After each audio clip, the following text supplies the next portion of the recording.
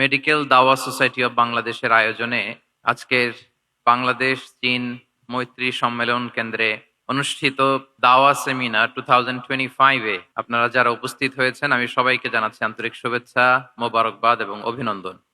আপনারা একটা টপিক শুনেছেন, যে টপিকটা আজকে আমি কভার করব সেটা হচ্ছে মেথোডোলজি অফ প্রফিটিক দাওয়া and its relevance to contemporary global society.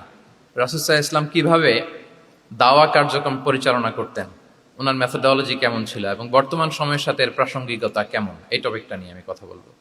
তার আগে আমি শুরুতে দাওয়া ইস্যু যখনই আমার সামনে আসে তখন যেই কথাটা আমি বলি বা শেয়ার করি সেটা হচ্ছে মানহাজুল ওয়াসাতিয়্যা, মানে the balanced approach of Islam, ইসলামের যে ভারসাম্যপূর্ণ নেচার, এটা নিয়ে আমি কথা বলি।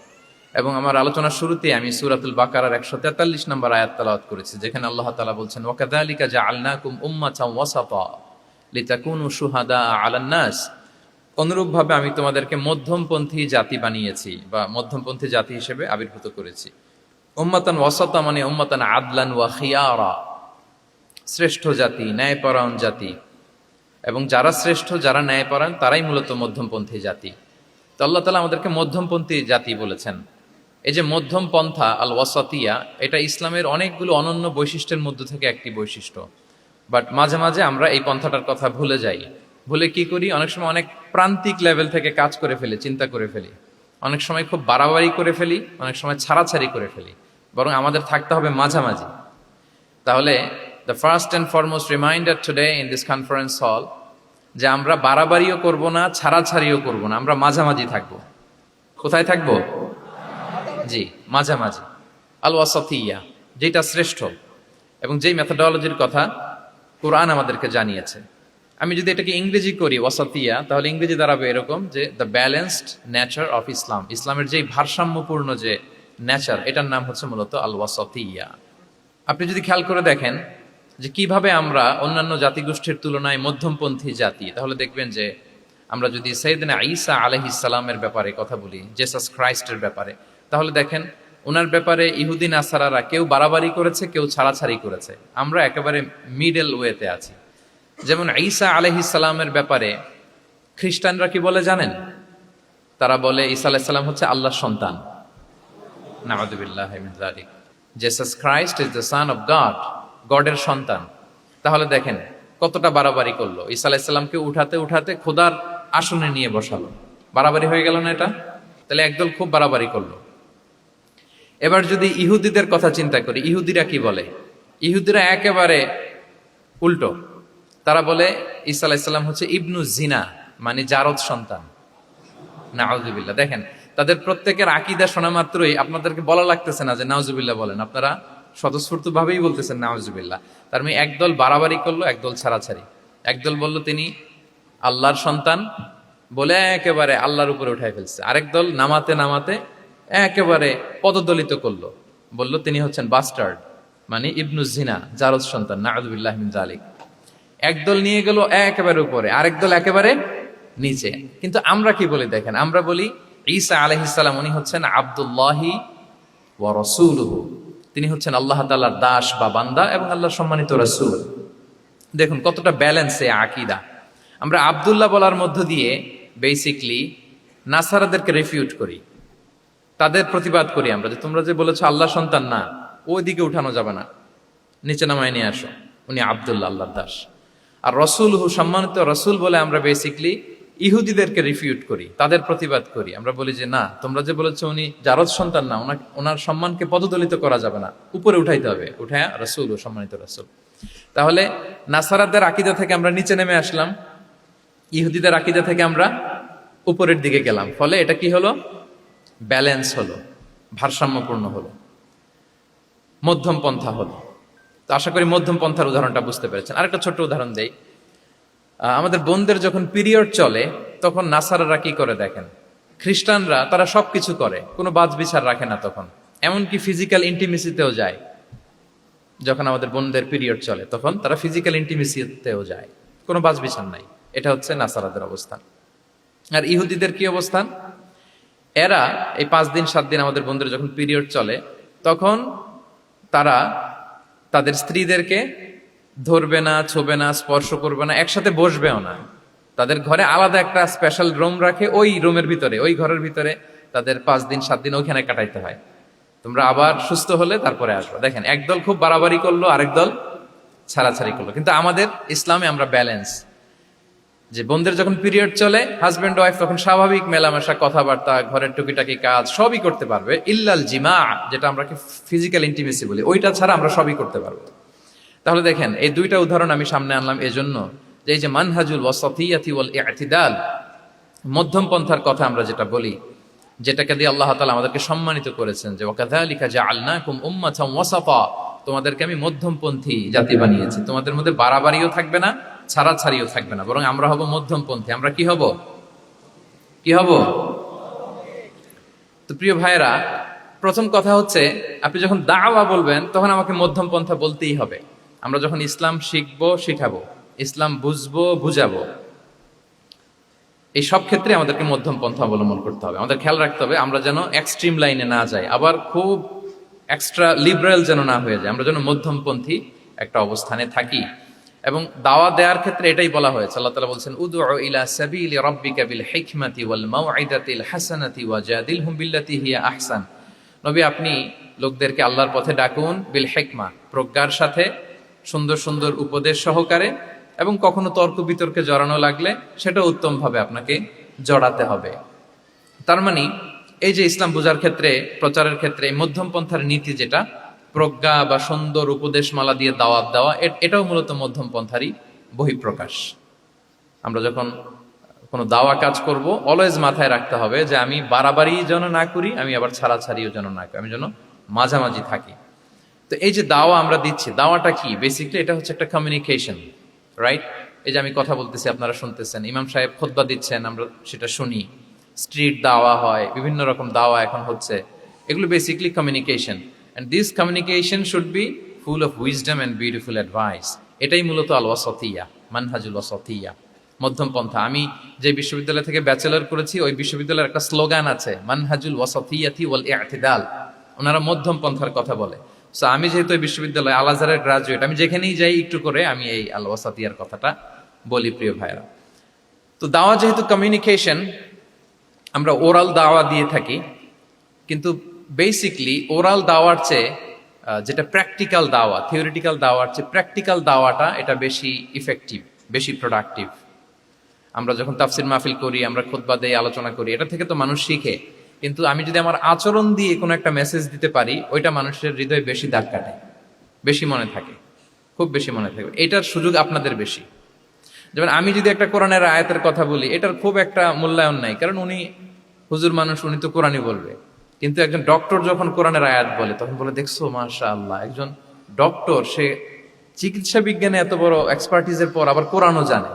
ওই কথা কিন্তু আমিও বলছি, আমার দাম নাই। কিন্তু আপনাদেরকে কত সম্মানের চোখে দেখা হচ্ছে। আবার দেখেন, 5 ওয়াক্ত সালাত আদায় করা জামাতের সাথে, ফরজ সালাতগুলো, এটা তো মানে করতেই হবে, কম্পালসারি। এটা করে তো খুব বেশি ক্রেডিট নেওয়ার কিছু নাই, তো আমরা সবাই পড়ি। কিন্তু একজন ডাক্তার যখন নামাজ পড়ে, খেয়াল করে দেখবেন, একজন ডক্টর যখন চেম্বারে রুগীদেরকে রেখে বলে যে, ওখানে যদি লেখা থাকে যে সালাতের সময় বিরতি থাকবে, বা বলা হয় যে এই ডাক্তার কিন্তু রুগী বসিয়ে রেখে নামাজটা পড়ে এসে আবার রুগী দেখা শুরু করে, এটা সবাই খুব পজিটিভলি নেয়, যে দেখো এত ব্যস্ততার পরেও চাইলে এই সময় রুগী দেখতে পারতো, কিন্তু উনি নামাজ পড়ে। দেখেন, একই কোরআনের কথা আমিও বললাম, আপনিও বললেন, আপনার মর্যাদা কত বেশি। আমিও জামাতে নামাজ পড়ি, ইমামতি করাই, আর আপনি যে একটু তাড়াতাড়ি করে নামাজটা পড়ে চলে আসেন, এটাতে আপনার এপ্রিসিয়েশন কত বেশি। তো এভাবে আপনাদের কিন্তু দাওয়া কাজ করার সুযোগ অনেক বেশি, কারণ এটা অনেক মানে নোবেল একটা প্রফেশন, মহৎ পেশা।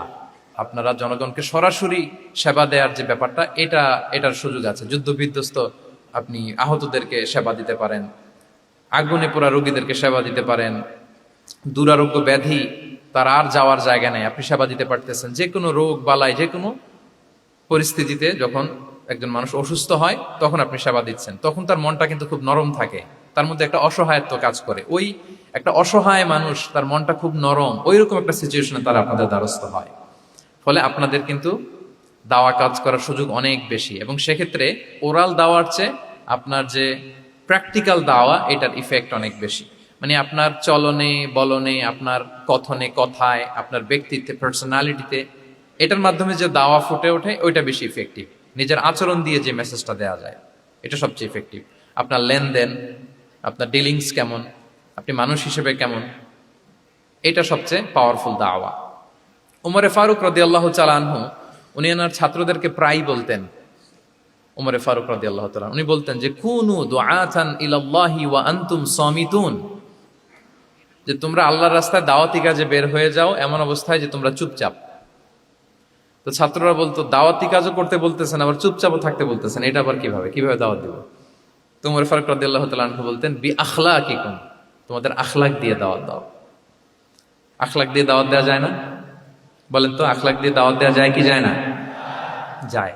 এই আখলাক দিয়ে যে দাওয়াত, এটা অনেক পাওয়ারফুল। 10টা তাফসির মাহফিল করে আমি এটা করতে পারবো না। আপনি আপনার আখলাক দিয়ে, আপনার ব্যক্তিত্ব দিয়ে, আপনার লেনদেন, হ্যাঁ, এগুলো দিয়ে আপনি যে দাওয়াটা দিতে পারবেন, অন্য অনেক কিছু দিয়ে সেটা হবে না। এজন্য ওমরে ফারুক বলতেন কুনু দুআতান ইলাল্লাহি ওয়া আনতুম সামিতুন, আল্লাহ রাস্তায় দায়ী হয়ে বের হও কিন্তু চুপচাপ। কিভাবে? বলে বি আখলাকিকুম, তোমাদের আখলাক দিয়ে। এটা বেশি পাওয়ারফুল। এবং রাসূল সাল্লাল্লাহু আলাইহি ওয়াসাল্লামের ব্যাপারে যখন জিজ্ঞেস করা হতো আম্মাজান আয়েশা রাদিয়াল্লাহু তাআলা আনহাকে যে রাসূল সাল্লাল্লাহু আলাইহি ওয়াসাল্লামের আচরণ কেমন ছিল, তখন আম্মাজান আয়েশা বলতেন যে কানা খুলুকুহু আল কোরআন, কোরআনই ছিল রাসূল সাল্লাল্লাহু আলাইহি ওয়াসাল্লামের চরিত্র। পুরো কোরআনে 30 পারায় থিওরিটিক্যালি যা বলা আছে রাসূল সাল্লাল্লাহু আলাইহি ওয়াসাল্লামের জীবনীতে প্র্যাকটিক্যালি সেটা দেখানো আছে। তো আম্মাজান আয়েশা বলতেন কানা খুলুকুহু আল কোরআন, রাসূল সাল্লাল্লাহু আলাইহি ওয়াসাল্লামের চরিত্র ছিল কোরআন। ইনদামা রাসূলুল্লাহ সাল্লাল্লাহু আলাইহি ওয়াসাল্লাম ইয়ামশি আলাল আরদ কাআন্নাল কোরআনা ইয়ামশি আলাই, রাসূল সাল্লাল্লাহু আলাইহি ওয়াসাল্লাম যখন মদিনার রাস্তা দিয়ে হেঁটে যেতেন, as if a living Quran is walking on the street, মনে হতো একটা জীবন্ত কোরআন রাস্তা দিয়ে হেঁটে হেঁটে যাচ্ছে। তো তাহলে we should try to be a living দাঈ, জীবন্ত দাঈ, প্র্যাকটিক্যাল দাঈ। এটা যদি আমরা হইতে পারি তাহলে অনেক বেশি ইম্প্যাক্ট করা যাবে সোসাইটিতে, অনেক ইনফ্লুয়েন্স করা যাবে। যেটা বললাম যে আমাদের সততা, আচরণ, ব্যক্তিত্ব, পার্সোনালিটি, এগুলো দিয়ে আমরা যে দাওয়াটা দিতে পারি, ওরাল দাওয়া, বক্তব্য দিয়ে এটা অনেক সময় সম্ভব হয় না। এবং ডাক্তারদের জন্য এটা অনেক বড় একটা সুযোগ। তাহলে ইন্ট্রোডাক্টরি ডিসকাশনে আমি দুটা বিষয়ে কথা বললাম। এক হচ্ছে আমাদেরকে মধ্যমপন্থী হইতে হবে, মানহাজুল ওয়াসাতিয়া ওয়াল ইআতিদাল, 1 নম্বর। 2 নম্বর হচ্ছে লিভিং দাঈ হওয়ার চেষ্টা করতে হবে, এটা বেশি প্রোডাক্টিভ এন্ড ইফেক্টিভ। বুঝতে পেরেছেন সবাই? মাশাআল্লাহ। এবার চলুন যে রাসূল সাল্লাল্লাহু আলাইহি ওয়াসাল্লামের যে প্রফেটিক দাওয়া মেথোডোলজি, কিভাবে উনি দাওয়া কাজের আঞ্জাম দিতেন, সেখান থেকে আমাদের নেয়ার আধুনিক সময়ের এর প্রাসঙ্গিকতা কি আছে, আমি 10টা পয়েন্টে আজকের এই সেমিনারে কিছু কথা উপস্থাপনের চেষ্টা করব। ওমা তাওফীকি ইল্লা বিল্লাহ। 1 নাম্বার কথা হচ্ছে, আমরা যে দাওয়া দিব, এই দাওয়া language should be very soft and mild and very touchy. দাওয়া ল্যাঙ্গুয়েজ হইতে হবে ভেরি সফট। সব সময় ইফ ইউ টক অ্যাবাউট দাওয়া, this language should be very soft and mild and touchy. দাওয়ার কথা বললে হয়তো আপনি পলিটিক্স করেন, ওইটা আলাদা কথা। আপনি জেহাদের ময়দানে, ওইটা আলাদা কথা। আমি জেহাদ পলিটিক্স নিয়ে কথা বলতেছি না, আই এম টকিং অ্যাবাউট দাওয়া। যদি আপনি দাওয়া সেমিনারের কথা বলেন, যদি মেডিকেল দাওয়া সোসাইটি নাম দেন, দাওয়া বললে আমাকে বলতে হবে দাওয়ার language should be very soft and mild. আমরা এটা অনেক সময় ভুল করে ফেলি, এটা করা যাবে না। কারণ আপনি হৃদয় থেকে যদি কোনো কথা বলেন, এটা শ্রোতার হৃদয়ে যে টাচ করে। আল্লাহর হাবিব সাল্লাল্লাহু আলাইহি ওয়াসাল্লামের কথাগুলো নিয়ে এত আলোচনা, বিশ্লেষণ, কথাগুলো এত অ্যাপিলিং কেন, এত আবেদনময় কেন? এর কারণ হচ্ছে রাসূল সাল্লাল্লাহু আলাইহি ওয়াসাল্লাম যা বলেছেন তিনি হৃদয় থেকে বলেছেন, এবং হৃদয় থেকে কথা বেরোলে এটা শ্রোতার হৃদয়ে যে টাচ করে। একটা ছোট্ট আয়াত আমি তেলাওয়াত করি, সূরা তাহার। আল্লাহ তাআলা বলছেন ফাকুলা লাহু কাওলান লাইয়িনা লাআল্লাহু ইয়াতাযাক্কারু আও ইয়াখশা। আল্লাহ তাআলা মূসা আলাইহিস সালাম এবং হারুন আলাইহিস সালাম, ওনাদের দুইজনকে বলছেন যে তোমরা দুই ভাই মিলে যাও ফেরাউনের কাছে, যে দাওয়াত দাও এবং কোমল ভাষায় দাওয়াত দাও। কি ভাষায়? কোমল ভাষায় দাওয়াত দাও। কাওলান লাইয়িনা, use very soft and mild language, very touchy language. Soft এবং কোমল ভাষায় দাওয়াত দাও কাকে? পৃথিবীর সবচেয়ে বড় সন্ত্রাস, তাই না? হ্যাঁ, দুর্ধর্ষ সন্ত্রাস, খোদাদ্রোহী, তারপর সীমালঙ্ঘনকারী। আপনি যত নেগেটিভ যা বলবেন সব যাবে ওর সাথে। ফিরআউন, লাআল্লাহু ইয়াতাযাক্কারু আও ইয়াখশা, হয়তো সে উপদেশ গ্রহণ করবে অথবা তার হৃদয়ে ভয়ের উদ্রেক হতে পারে। হয়তো তোমরা soft and mild language use করবা, মূসা এবং হারুন, কোমল ভাষায় যে তোমরা দাওয়াত দিবা। আচ্ছা, কার ব্যাপারে আল্লাহ বললেন, কাকে দাওয়াত দিতে বললেন? সবাই বলেন তো নামটা। ফেরাউন। আচ্ছা, ফেরাউনের ক্ষেত্রে আল্লাহ তাআলা বললেন যে soft and mild language use করো, নরম ভাষা। আমাকে উত্তর দেন, আমাদের কারেন্ট সময় আমরা যাদেরকে জালিম বলি, যাদেরকে খারাপ বলি, ফাসিক বলি, পাপাচারী, ধরেন যে আমার মতে বা আপনাদের মতে যে সবচেয়ে খারাপ, পাপাচারী, জালিম, ওই জালিমটা কি ফেরাউনের চেয়ে বড় জালিম? আমাদের চোখে যে জাহান্নামী, যে নিকৃষ্ট, খারাপ, পাপী যাকে আমি মনে করি, যদিও এরকম মনে করার সুযোগ আমাদের নাই, কে জান্নাতি কে জাহান্নামী এটা ডিসাইড করবে কে? আল্লাহ তাআলা। কিন্তু আমাদের চোখে যে পাপী, যে ভুল করেছে, যে জালিম, ওই জালিমগুলো, খারাপ লোকগুলো কি ফেরাউনের চেয়ে বেশি খারাপ ছিল? ছিল? ওই ফেরাউনের ক্ষেত্রে আল্লাহ বলেছেন ফাকুল আলাহু কাউলান লাইকিনা, সফট ল্যাঙ্গুয়েজ ইউজ করো মুসা এবং হারুন, কোমল ভাষা ব্যবহার করো, হয়তো তার ভুল ভেঙে যাবে, হয়তো সে উপদেশ গ্রহণ করবে। তো তাহলে দেখেন কত বড় ভুল আমরা করি। আমরা মাঝে মাঝে এমন অ্যাটাকিং মুডে কথা বলি, এমন আগ্রাসী হয়ে কথা বলি, ওর মানার এক সুযোগ থাকলেও ও মানবে না। কি বলেন? যাও মানার একটু ইচ্ছা ছিল, আমার এই অ্যাটিটিউডের কারণে সে আর এটা শুনবে না। এটাই মানুষের স্বভাব। আপনি আগ্রাসী হয়ে অ্যাটাকিং হয়ে কথা বলে মানুষ এটা শোনে না। তাহলে দাওয়ার প্রফিটিক এক নাম্বার মেথোডোলজি হচ্ছে দাওয়ার ল্যাঙ্গুয়েজ হইতে হবে very soft and very mild. আল্লাহ তাআলা সূরাতু আলে ইমরানে বলছেন ফাবিমা রাহমাতিম মিনাল্লাহি লিনতা লাহুম ওয়ালাউ কুনতা ফাদদান গালিযাল কলবি লানফাদ্দু মিন হাওলিক। নবী হে, আল্লাহর অনুগ্রহে, আল্লাহর রহমতে আপনি কোমল ভাষী হয়েছেন। আপনি কোমল ভাষী না হয়ে যদি রূঢ় ভাষী হতেন তাহলে মানুষজন আপনার কাছ থেকে ভেগে ভেগে পালাতো। কিন্তু আমরা দেখতাম যে সাহাবারা রাসূল সাল্লাল্লাহু আলাইহি ওয়াসাল্লামের কাছে শুধু জড়ো হইতে চেত, দেখা করতে চেত, রাসূলকে ঘিরে রাখতো, এত পছন্দ করতো রাসূল সাল্লাল্লাহু আলাইহি ওয়াসাল্লামের কোমল আচরণের কারণে। ইভেন ফ্যামিলিতে কোনো সমস্যা হলে, অনেক সাহাবারা বলতেন ফ্যামিলির সাথে সমস্যা হলেও তারা রাসূলের কাছে চলে আসতো। এমনকি কারো পেটে ক্ষুধা লাগলেও তারা রাসূলের দরবারে চলে আসতো। তারা বলতো রাসূল সাল্লাল্লাহু আলাইহি ওয়াসাল্লামের চেহারার দিকে তাকালেই আমাদের ক্ষুধা মিটে যেত। কি কোমল ভাষী ছিলেন, কত সুন্দর সফট ল্যাঙ্গুয়েজ রাসূল সাল্লাল্লাহু আলাইহি ওয়াসাল্লাম ইউজ করেছেন। হ্যাঁ, রাসূল সাল্লাল্লাহু আলাইহি ওয়াসাল্লাম কখনো যে কঠোর ভাষায় কথা বলতেন না তা না, মাঝে মাঝে বলতেন, কিন্তু বেশিরভাগ ওনার দাওয়া ছিল সফট অ্যান্ড মাইল্ড। মাঝে মাঝে প্রেক্ষাপটের আলোকে রাসূল সাল্লাল্লাহু আলাইহি ওয়াসাল্লাম অনেক সময় তেজস্বী, জ্বালাময়ী ভাষণ দিতেন, মনে হতো ব্যাটালিয়নকে কমান্ড করছেন। এটা মাঝে মাঝে চেহারা লাল হয়ে যেত, গড়গড় করতেন যুদ্ধের আগে। কিন্তু রেগুলার বেসিসে রাসূল সাল্লাল্লাহু আলাইহি ওয়াসাল্লাম খুব কোমল ভাষায় কথা বলতেন। তাহলে এক নম্বরে যেটা জানলাম, যদি আপনি দাওয়া মেন্টালিটি, দাওয়া মোডে থাকতে চান, আপনার ভাষা হতে হবে শক্ত না নরম? সফট হইতে হবে, কোমল। কারোর প্রতি আগ্রাসী হয়ে যেন আমরা কথা না বলি, অ্যাটাকিং মুডে যেন না বলি, বললেও শুনবে না। এটাই মানুষের নেচার, সফট ল্যাঙ্গুয়েজে বলতে হয়। ফেরাউনকে যদি বলা হয় ওর সাথে ভালোভাবে বলো, তো আমাদের আশেপাশে যারা আছে এরা তো আরো এদেরকে সম্মান দিয়ে নরম করে বলা উচিত। কি বলেন? জি, এক নম্বর গেল। দুই নম্বর হচ্ছে দাওয়াকে ফলপ্রসূ করতে হলে রাসূল সাল্লাল্লাহু আলাইহি ওয়াসাল্লাম যেটা করতেন, শ্রোতাদের অনেক সময় মনোযোগ আকর্ষণের জন্য উনি অনেক ধরনের টুলস, অনেক ধরনের জিনিস তিনি ব্যবহার করতেন। যেমন একটা পদ্ধতি রাসূল সাল্লাল্লাহু আলাইহি ওয়াসাল্লামের ছিল, রাসূল সাল্লাল্লাহু আলাইহি ওয়াসাল্লাম মানুষের আকর্ষণ বৃদ্ধির জন্য মাঝে মাঝে প্রশ্ন ছুড়ে দিতেন অডিয়েন্সকে, drawing attention of the listener by throwing questions. Question throw করার মাধ্যমে অ্যাটেনশন গ্রো করতেন। হাদিস এরকম অনেক উদাহরণ পাওয়া যায়। একটা ছোট্ট হাদিস শেয়ার করি, সহিহ মুসলিমে এসেছে। রাসূল সাল্লাল্লাহু আলাইহি ওয়াসাল্লাম একবার সাহাবাদেরকে বললেন, ইন্না মিনাশ শাজারি শাজারাতান লা ইয়াসকুতু ওয়ারাকুহা মাসালুহা মাসালুল মুসলিম। রাসূল সাল্লাল্লাহু আলাইহি ওয়াসাল্লাম জিজ্ঞেস করলেন, তোমরা কি কেউ বলতে পারবা বৃক্ষরাজির মধ্যে একটা বৃক্ষ আছে, গাছের মধ্যে একটা গাছ আছে যেই গাছের কখনো পাতা ঝরে না, ওই গাছের পাতা কখনো ঝরে না। এর দৃষ্টান্ত হচ্ছে মুসলিমের দৃষ্টান্তের মতো। বলতো ফাহাদ্দিসুনি মা হিয়া, বলতো ওই গাছটা কি? কে বলতে পারো? আপনারা তো সব একেবারে পেরে গেছেন। তো সাহাবারা ওই দিন কেউ বলতে পারেন নাই। কারণ কি জানেন? একে তো আমরা জানি হাদিস স্টাডি করার কারণে, হাদিস স্টাডি না করলে তো আমরা বলতে পারতাম না, আমাদের দেশে তো খেজুর গাছ তো হয় না। তো ওনারা কেউ বলতে পারে না। এর কারণ হচ্ছে তারা ভাবছিল প্রশ্ন যেহেতু করছে, এটা যেন তেন প্রশ্ন, এটা কঠিন কোনো গাছের একটা নাম বলতে হবে। তো বাড়ির পাশে যে খেজুর গাছ, মদিনার অলিতে গলিতে যে খেজুর গাছ ভর্তি, এই দিকে আর ওনাদের অ্যাটেনশন যায় না। ওনারা চলে গেছে মরুভূমিতে, ইয়ামানে, তারপর একেবারে ডেজার্টের মাঝখানে কি কি ক্যাকটাস, গুলমলতা, কি কি গাছ আছে ওগুলো আওড়াচ্ছে মনে মনে। ভাবতেছে যে খেজুর গাছের কথা তো রাসূল সাল্লাল্লাহু আলাইহি ওয়াসাল্লাম আমাদের জিজ্ঞেস করার কথা না, এ তো আমাদের গাছ, বাড়ির পাশের গাছ। তো কেউই আর বলতে পারে নাই। এরপর রাসূল সাল্লাল্লাহু আলাইহি ওয়াসাল্লাম যখন দেখলেন সবাই অপারগ, রাসূল সাল্লাল্লাহু আলাইহি ওয়াসাল্লাম বললেন, ইন্নাহা আন-নাখলা, এটা হচ্ছে খেজুর গাছ, ডেট প্লান্ট। তো তো আব্দুল্লাহ ইবনে ওমর রাদিয়াল্লাহু তাআলা আনহু বাড়িতে যাওয়ার পরে ওমরে ফারুককে তার বাবাকে বললেন যে বাবা, আজকে যে রাসূল সাল্লাল্লাহু আলাইহি ওয়াসাল্লাম প্রশ্ন ছুড়ে দিলেন, আপনারা যে কেউ পারলেন না, উত্তরটা কিন্তু আমি পারতাম।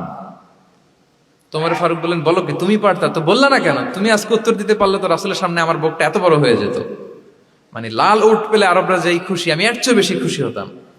তখন উনি বললেন যে আপনি পারতেছেন না, অন্যান্য বয়স্ক সাহাবারা পারতেছে না, মুরব্বীরা কেউ যেহেতু বলে নাই, আমি বিনয়ের খাতিরে উত্তরটা দেই নাই, কিন্তু আমি জানতাম যে এটা খেজুর গাছ।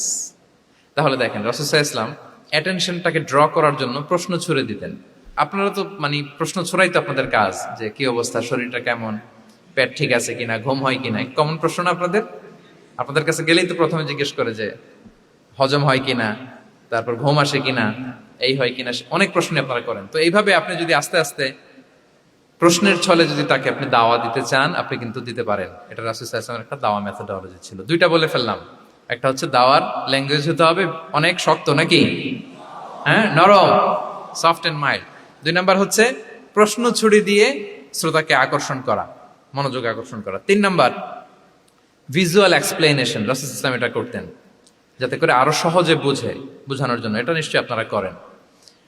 রাসূল সাল্লাল্লাহু আলাইহি ওয়াসাল্লামের দাওয়া জিন্দেগিতে দেখা যায় প্রায় সময় কিছু উনি ভিজুয়াল এক্সপ্লেনেশন নিয়ে এসেছেন সাহাবাদের সামনে, যাতে করে সাহাবারা to get a better idea of the issue, আরো ইজিলি বুঝতে পারেন। যেমন একবার রাসূল সাল্লাল্লাহু আলাইহি ওয়াসাল্লাম অনাথ ইয়েতিমদেরকে যারা দেখভাল করে তাদেরকে মর্যাদা, এটা বোঝাতে যে রাসূল সাল্লাল্লাহু আলাইহি ওয়াসাল্লাম দুই আঙ্গুল উঁচু করে একবার বললেন যে আনা ওয়া কাফিলুল ইয়াতীমি ফিল জান্নাতি কাহাতাইন, অর্থাৎ আমি এবং এতিমের রক্ষণাবেক্ষণকারী কিয়ামতের দিন এভাবে কাছাকাছি প্রতিবেশী হয়ে থাকবো। এই দুইটা আঙ্গুলের মাঝখানে যেমনি খুব একটা স্পেস নাই, গ্যাপ নাই, মানে একেবারে কাছাকাছি, নেইবরিং ফিঙ্গার, রাইট? আমি এবং এতিমের রক্ষণাবেক্ষণকারী এভাবে নেইবর হয়ে থাকবো। এই যে ভিজুয়াল এক্সপ্লেনেশন দেখছেন, এই যে দাওয়ার মধ্যে মাঝে মাঝে এরকম ভিজুয়াল এক্সপ্লেনেশন করতে হবে যাতে করে শ্রোতারা বুঝে। রাসূল ইসলাম এটা করেছেন। মুসনাদে আহমদে এক হাদিস এসেছে, রাসূল ইসলাম একবার খেজুরের একটা ডাল নিয়ে মরুভূমির মধ্যে একটা দাগ টানলেন। খাত্তালানা রাসূলুল্লাহ সাল্লাল্লাহু আলাইহি ওয়াসাল্লাম খাত্তান, একটা স্ট্রেইট লাইন দিয়ে রাসূল সাল্লাল্লাহু আলাইহি ওয়াসাল্লাম বললেন এটা হচ্ছে সিরাতুল মুস্তাকিম। সাহাবাদের দৃষ্টি আকর্ষিত হলো, সবাই মনোযোগী হয়ে উঠলো, তাই নাকি? এটা সিরাতুল মুস্তাকিম, যে দোয়া আমরা প্রতিদিন করি, ইহদিনাস সিরাতাল মুস্তাকিম। খেজুরের ডাল দিয়ে স্ট্রেইট লাইন কেটে বললেন এটা হচ্ছে সিরাতুল মুস্তাকিম। এবার ওই খেজুরের ডাল দিয়ে ডানে বায়ে অনেকগুলো ছোট ছোট দাগ কাটলেন আর বললেন হাদিহি সুবুলুশ শাইতান, এগুলো হচ্ছে শয়তানের রাস্তা, এটা হচ্ছে মুস্তাকিম সোজা রাস্তা যেটা জান্নাতে যায়। আর ডানে বায়ে অনেকগুলো দাগ কাটলেন, ডেকে বললেন এই প্রতিটি রাস্তায় একটা করে শয়তান বসে থাকে আর সে তোমাদেরকে টেম্পটেশন দিতে থাকে, প্রভোকেশন করতে থাকে, ধোকা দিতে থাকে, ওয়াসওয়াসা দিতে থাকে। ডানে বায়ে না তাকিয়ে এই সিরাতুল মুস্তাকিমের পথেই অবিচল থাকতে হবে। তাহলে দেখেন মরুভূমির মাঝখানে, তখন তো আর ওই যে এলইডি প্রজেক্টর থাকলে হয়তো রাসূল সাল্লাল্লাহু আলাইহি ওয়াসাল্লাম ওইটাই ব্যবহার করতেন, আমরা এটা এখন করতে পারি বোঝানোর জন্য। রাসূল সাল্লাল্লাহু আলাইহি ওয়াসাল্লাম খেজুরের ডাল দিয়ে মরুভূমির মধ্যে দাগ কেটে সাহাবীদেরকে এই ভিজুয়াল এক্সপ্লেনেশন দিলেন এবং সাহাবারা খুব সহজে বুঝতে পারলেন যে কোনটা সিরাতুল মুস্তাকিম, কোনটা সিরাতুশ শাইতান। এভাবে রাসূল সাল্লাল্লাহু আলাইহি ওয়াসাল্লাম ভিজুয়াল এক্সপ্লেনেশন ইউজ করতেন। আমরা বিশ্বাসীরা যে ভাই ভাই, মুমিনরা যে ভাই ভাই, আমাদের সম্পর্ক যে কত সুদৃঢ় মজবুত, এটা বোঝাতে যে একবার রাসূল সাল্লাল্লাহু আলাইহি ওয়াসাল্লাম বললেন আল মুমিনু লিল মুমিনি কাল বুনিয়ান, বিশ্বাসীরা তাদের সম্পর্ক হচ্ছে কাল বুনিয়ান, একটা সুদৃঢ় প্রাচীরের মতো, সীসা ঢালা প্রাচীরের মতো। ইয়াশুদ্দু বা'দুহু বা'দা, যেটার এক পাশ আরেক পাশকে মজবুত করে। Strengthening one part the others, এক পার্ট আরেক পার্টকে মজবুত করে। যেমন বিল্ডিং এদিকে ভেঙে ফেললে এটা নড়বড়ে হয়ে যাবে। তিনি বুঝালেন যে সুদৃঢ় প্রাচীরের মতো হচ্ছে বিশ্বাসীদের সম্পর্ক। এটা বলে ওয়াসাব্বাকা বাইনা আসাবিহি, উনি ডান হাতের আঙ্গুলগুলো বা হাতের ভেতরে ভেবে ঢুকিয়ে দিলেন, বললেন যে এরকম মজবুত। সুবহানাল্লাহ। এই যে এই হাতের আঙ্গুলগুলো এই হাতে ঢুকিয়ে এরকম চাপ দিলে খুব শক্ত হয় না, মজবুত হয় না? রাসূল সাল্লাল্লাহু আলাইহি ওয়াসাল্লাম বললেন আমাদের বন্ধন হচ্ছে এরকম সুদৃঢ় মজবুত, সুদৃঢ় সীসা ঢালা প্রাচীরের মতো। আল্লাহু আকবার। তাহলে এই যে ভিজুয়াল এক্সপ্লেনেশন, রাসূল সাল্লাল্লাহু আলাইহি ওয়াসাল্লাম বুঝানোর জন্য এই যে এরকম দাগ কাটা, কখনো এইভাবে, হাদিসে এরকম অনেক পাওয়া যায়। আমি অল্প কয়েকটা, সময়ের টাইম কনস্ট্রেন্টের কারণে অল্প কয়েকটা নিয়ে আসলাম। তাহলে এটা রাসূল সাল্লাল্লাহু আলাইহি ওয়াসাল্লামের একটা দাওয়া মেথোডোলজি ছিল, বোঝানোর জন্য কত ইজিয়েস্ট ওয়েতে তিনি অডিয়েন্সের কাছে পৌঁছাতে পারেন, তিনি প্রয়োজনে ভিজুয়াল এক্সপ্লেনেশনের সহায়তা নিতেন। কয়টা গেল মেথোডোলজি? 3টা। 4 নাম্বার হচ্ছে গ্রাজুয়ালিটি, ধীরে ধীরে ধাপে ধাপে দাওয়া পরিচালনা করা, দাওয়া কাজ করা। এটাতে অনেক সময় আমরা ভুল করে ফেলি। আমরা অনেক সময় একটু রাশিং মেন্টালিটিতে থাকি, তাড়াহুড়ো। একজন ভাই নতুন দিনে ফিরছে, আগে হয়তো সংশয়বাদী ছিল, নাস্তিক ছিল, প্র্যাকটিস করতো না, এখন সে প্র্যাকটিসের ইচ্ছা করছে। এই সুযোগ পেয়ে আমি তারে বলা শুরু করলাম, নামাজ পড়তে হবে, রোজা রাখতে হবে, জাকাত দিতে হবে, তোমার ওয়াইফরে পর্দা করাইতে হবে, হালাল হারাম ও কয়েক ছাড়ছে, আমার সম্ভব না। ও বলবে ভাই আগে যা ছিলাম ওইটাই ভালো ছিল, এতগুলো তো আমি মানতে পারবো না। তো এই যে আপনি তাকে দিন থেকে ভাগালেন, আপনার দাওয়া মেথোডোলজি জানা না থাকার কারণে আপনি তাকে ভাগালেন। একসাথে আপনি এত কথা বলবেন না। নতুন যখন কেউ দিনে ফিরে তাকে আপনি একসাথে এত কথা বলবেন না। নতুন যখন কোনো বোন ইসলামে আসতে চায় তাকে আপনি কঠিন করে বলবেন না। উপরে আমাদের বোনরা আছে, তাদেরকেও আমি বলবো সহজ করে বলেন। প্রথমে নামাজের কথা বলেন, নামাজ আস্তে আস্তে পড়ুক যতটুকু পারুক। প্রথমে হয়তো 5 ওয়াক্ত পারবে না, 1 ওয়াক্ত 2 ওয়াক্ত দিয়ে শুরু করবে, এরপর আস্তে আস্তে 5 ওয়াক্ত যাবে। এরপর তাকে একটু শালীন পোশাকের কথা বলেন, যে তুমি একটু শালীন পোশাক পরো, সেফটি সিকিউরিটির জন্য ভালো। সেটাতে অভ্যস্ত হলে তাকে হেজাবের দাওয়াত দিবেন আপনি, হেজাবে অভ্যস্ত হলে নেকাবে দাওয়াত দিবেন আপনি। এইভাবে গ্রাজুয়ালিটি, ধাপে ধাপে, একসাথেই কঠিন করে দিনকে উপস্থাপন করা যাবে না। দাওয়া is a gradual process, gradually যাইতে হবে। Beginning with the most important issue first, তারপর যেটা ইম্পর্টেন্ট, তারপর যেটা ইম্পর্টেন্ট, ধাপে ধাপে আপনি তাকে বলবেন। আপনারা নিশ্চয়ই সবাই মদ হারাম হওয়ার যে স্টেপগুলো আছে জানেন না? কয়বারে হারাম হয়েছে? 3 বারে। ওয়াসআলুনাকা আনিল খামরি ওয়াল মাইসির কুল ফীহিমা ইসমুন কাবীরু ওয়া মানাফিউ লিন-নাস ওয়া ইসমুহুমা আকবারু মিন নাফিহিমা। প্রথমে বললেন মদে কিছু উপকার আছে, কিন্তু এটার গুনাহ বেশি, ক্ষতি বেশি, কিন্তু সামান্য উপকার আছে। তো মানুষ সচেতন হয়ে গেল যে না, এটা কিন্তু গুনাহ আছে, ক্ষতি আছে, সাবধান হইতে হবে। মদ খাওয়া কমায় দিল। আচ্ছা, এরপর বলা হলো ওয়ালা তাকরাবুস সালাতা ওয়া আনতুম সুকারা, মাতাল হয়ে মদ খাওয়া অবস্থায় নামাজে যেও না। কারণ কোন এক সাহাবী নামাজে এমন ভাবে তেলাওয়াত করলেন, অর্থ চেঞ্জ হয়ে গেল। ফলে দিনে 5 বার মদ খাওয়া যাবে না। এই আয়াত দিয়ে তো তাই বোঝা যায়, তাই না? 5 বারের জন্য যখন সাবধান হয়ে গেল, আরো তারা অভ্যস্ত হয়ে গেল। এরপরে নাজিল হলো ইন্নামাল খামরু ওয়াল মাইসিরু ওয়াল আনসাবু ওয়াল আজলামু রিজসুম মিন আমালিশ শাইতানি ফাজতানিবুহু। মদ, জুয়া, ভাগ্যলিপি এগুলো শয়তানের কাজ, এগুলো থেকে বেঁচে থাকো। সবাই মদিনার ঘরের ভেতরে মদের বোতল যেগুলো ছিল ভেঙে সব রাস্তায় মদ দিয়ে মদিনার অলিগলি সয়লাম। সুবহানাল্লাহ, কারো কষ্ট হয়নি, কারণ ধাপে ধাপে মদকে হারাম করা হয়েছে। কেউ যদি চেইন স্মোকার থাকে, আপনি যদি বলেন যে স্মোকিং হারাম, কালকে থেকে একটাও খেতে পারবে না, ও পারবে? ও তো মারা যাবে। ও সব বাদ দিতে পারবে, স্মোকিং বাদ দিতে পারবে না। তো কি করবেন? তাকে আপনি অল্প অল্প করে, যে একটু একটু করে ছাড়ো। এই যে রমজান আসতেছে, সারাদিন তো করতেই পারবা না, রাতে 2-3টা করে খাইও, বেশি খাইও না। না মানে ছাড়ানোর জন্য বলতেছে আর কি। যে 10টা খায় তারা যদি আপনি 2টা খাইতে বলেন, এটা তো আপনি দাওয়াই দিলেন নাকি, কমাইতে বললেন তো। সিগারেটের প্রতি তার উৎসাহিত করতেছি না আমরা। চেইন স্মোকার ও 10টা ছাড়া হয় না প্রতিদিন। তো এই রমজানে আপনি তারা বললেন যে সারাদিন তো তুমি না খেয়ে থাকবা, রাতে 1টা 2টা বা 3টা গেল। প্রথম দশকে 3টা, এরপরের দশকে 2টা, তারপরের দশকে 1টা। যে 1টা খায় তারপরের দিন তো সে চাইলে ছেড়েও দিতে পারে, কি বলেন? এইভাবে গ্রাজুয়ালি তাকে ছাড়ানোর জন্য অভ্যস্ত করতে হবে। তাহলে এই গ্রাজুয়ালিটিটা দরকার। আমি হাদিস থেকে, সিরাত থেকে একটা উদাহরণ দেই, শুনুন। রাসূল সাল্লাল্লাহু আলাইহি ওয়াসাল্লাম মুআয ইবনে জাবাল রাদিয়াল্লাহু তাআলা আনহুকে ইয়ামানের গভর্নর করে পাঠালেন। তো তখন তাকে বললেন যে মুআয, ইন্নাকা তাআতি কওমান মিন আহলিল কিতাব, তোমাকে এমন একটা এলাকার গভর্নর করে পাঠাচ্ছি, তারা কিন্তু আহলি কিতাব, মানে people of the books, Jews and Christian community, তারা ইহুদি খ্রিস্টান। সো তাদেরকে যখন দাওয়াত দিবা, ধাপে ধাপে দিবা। কিভাবে দিবা? তিনি বললেন ফাদউহুম ইলা শাহাদাতি আন লা ইলাহা ইল্লাল্লাহ ওয়া আন্না মুহাম্মাদুর রাসূলুল্লাহ। প্রথমে দাওয়াত দিবা তাওহীদ আর রিসালাতের। আওয়াজ করে বলেন, প্রথমে কিসের? তাওহীদ এবং রিসালাতের। আচ্ছা, ফাইনহুম আতাউ লিযালিক, তারা যখন এটা মেনে নেয়। আরবিটা খেয়াল করেছেন অর্থটা? ফাইনহুম আতাউ লিযালিক, তাওহীদ রিসালাত যদি মেনে নেয় তাহলে তাদেরকে 5 ওয়াক্ত নামাজের দাওয়াত দিও। 5 ওয়াক্ত নামাজে যখন তারা অভ্যস্ত হয়ে যায়, ফাইনহুম আতাউ লিযালিক, যখন তারা এটাও মেনে নেয়, তখন তাদেরকে যাকাতের আদেশ করো। সুবহানাল্লাহ, সুবহানাল্লাহ। দেখেন ধাপে ধাপে, একবারে সবগুলো বিধান একবারে তাদের সাথে শেয়ার করতে বলেননি। প্রথমে তাওহীদের, রিসালাতের, মেনে নিলে সালাতের, মেনে নিলে যাকাতের, ধাপে ধাপে। তাহলে একবারে কেউ নতুন যখন দিনে ফিরেছে, একবারে সবকিছু তার ঘাড়ে চাপিয়ে দিবেন আপনি? কি করবেন? গ্রাজুয়ালি, ধাপে ধাপে আমরা এই দাওয়াটা তাদেরকে দেওয়ার চেষ্টা করবো। এটা খুব ইফেক্টিভ হবে, ফলপ্রসূ হবে। আচ্ছা, 4টা কভার করে ফেলেছি। 5 নাম্বার হচ্ছে দাওয়ার মধ্যে ইমোশনাল ইন্টেলিজেন্স ইউজ করতে হবে, তাহলে এটা মোর ইফেক্টিভ হবে। মানে আপনি মানুষের আবেগ অনুভূতি নাড়িয়ে দিয়ে যদি দাওয়া দিতে পারেন, এটা তার শুদ্ধাচারের জন্য অনেক কাজে দেবে। ইমোশনাল ইন্টেলিজেন্স মানে তার আবেগ, ইমোশনকে আপনি ট্রিগার আপ করবেন, ওইটাতে আপনি টাচ করবেন, তাহলে দেখবেন যে সে একেবারে কাবু হয়ে গেছে। এটা রাসূল সাল্লাল্লাহু আলাইহি ওয়াসাল্লামের সিরাতে আমরা অনেক সময় দেখেছি যে ইমোশনাল ইন্টেলিজেন্সকে কাজে লাগিয়ে রাসূল সাল্লাল্লাহু আলাইহি ওয়াসাল্লাম তার আবেগ অনুভূতিতে এমন ভাবে নাড়া দিয়েছেন, তাকে আল্লাহ তাআলা হেদায়েতের রাস্তায় নিয়ে এসেছে। সুবহানাল্লাহ।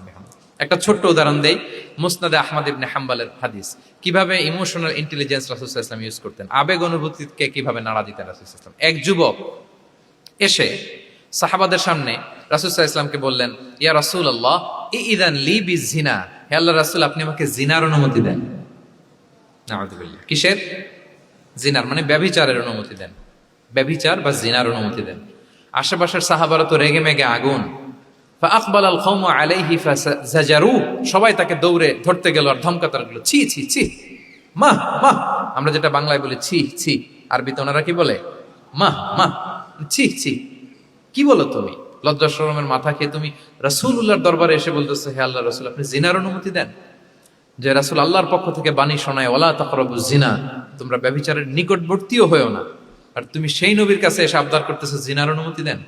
তারা যখন তেরে আসলো এই যুবকের দিকে, রাসূল সাল্লাল্লাহু আলাইহি ওয়াসাল্লাম তাদেরকে থামালেন, বললেন যে তোমরা থামো, যুবককে ডেকে আনো আমার কাছে। যুবককে নিয়ে আসা হলো, রাসূল সাল্লাল্লাহু আলাইহি ওয়াসাল্লাম তাকে পরম আদরে কাছে টেনে নিলেন। এবার তাকে জিজ্ঞেস করলেন, তুমি জিনার অনুমতি চাও না? বলে যে ইয়া রাসূলুল্লাহ, জি জিনার অনুমতি চাই। তখন রাসূল সাল্লাল্লাহু আলাইহি ওয়াসাল্লাম বললেন, তুমি আমাকে উত্তর দাও তো, তুমি বলো তো যে আতুহিব্বুহু লি উম্মিক, তুমি কি পছন্দ করবে যে কোনো পরপুরুষ তোমার মায়ের সাথে এই জিনাটা করুক?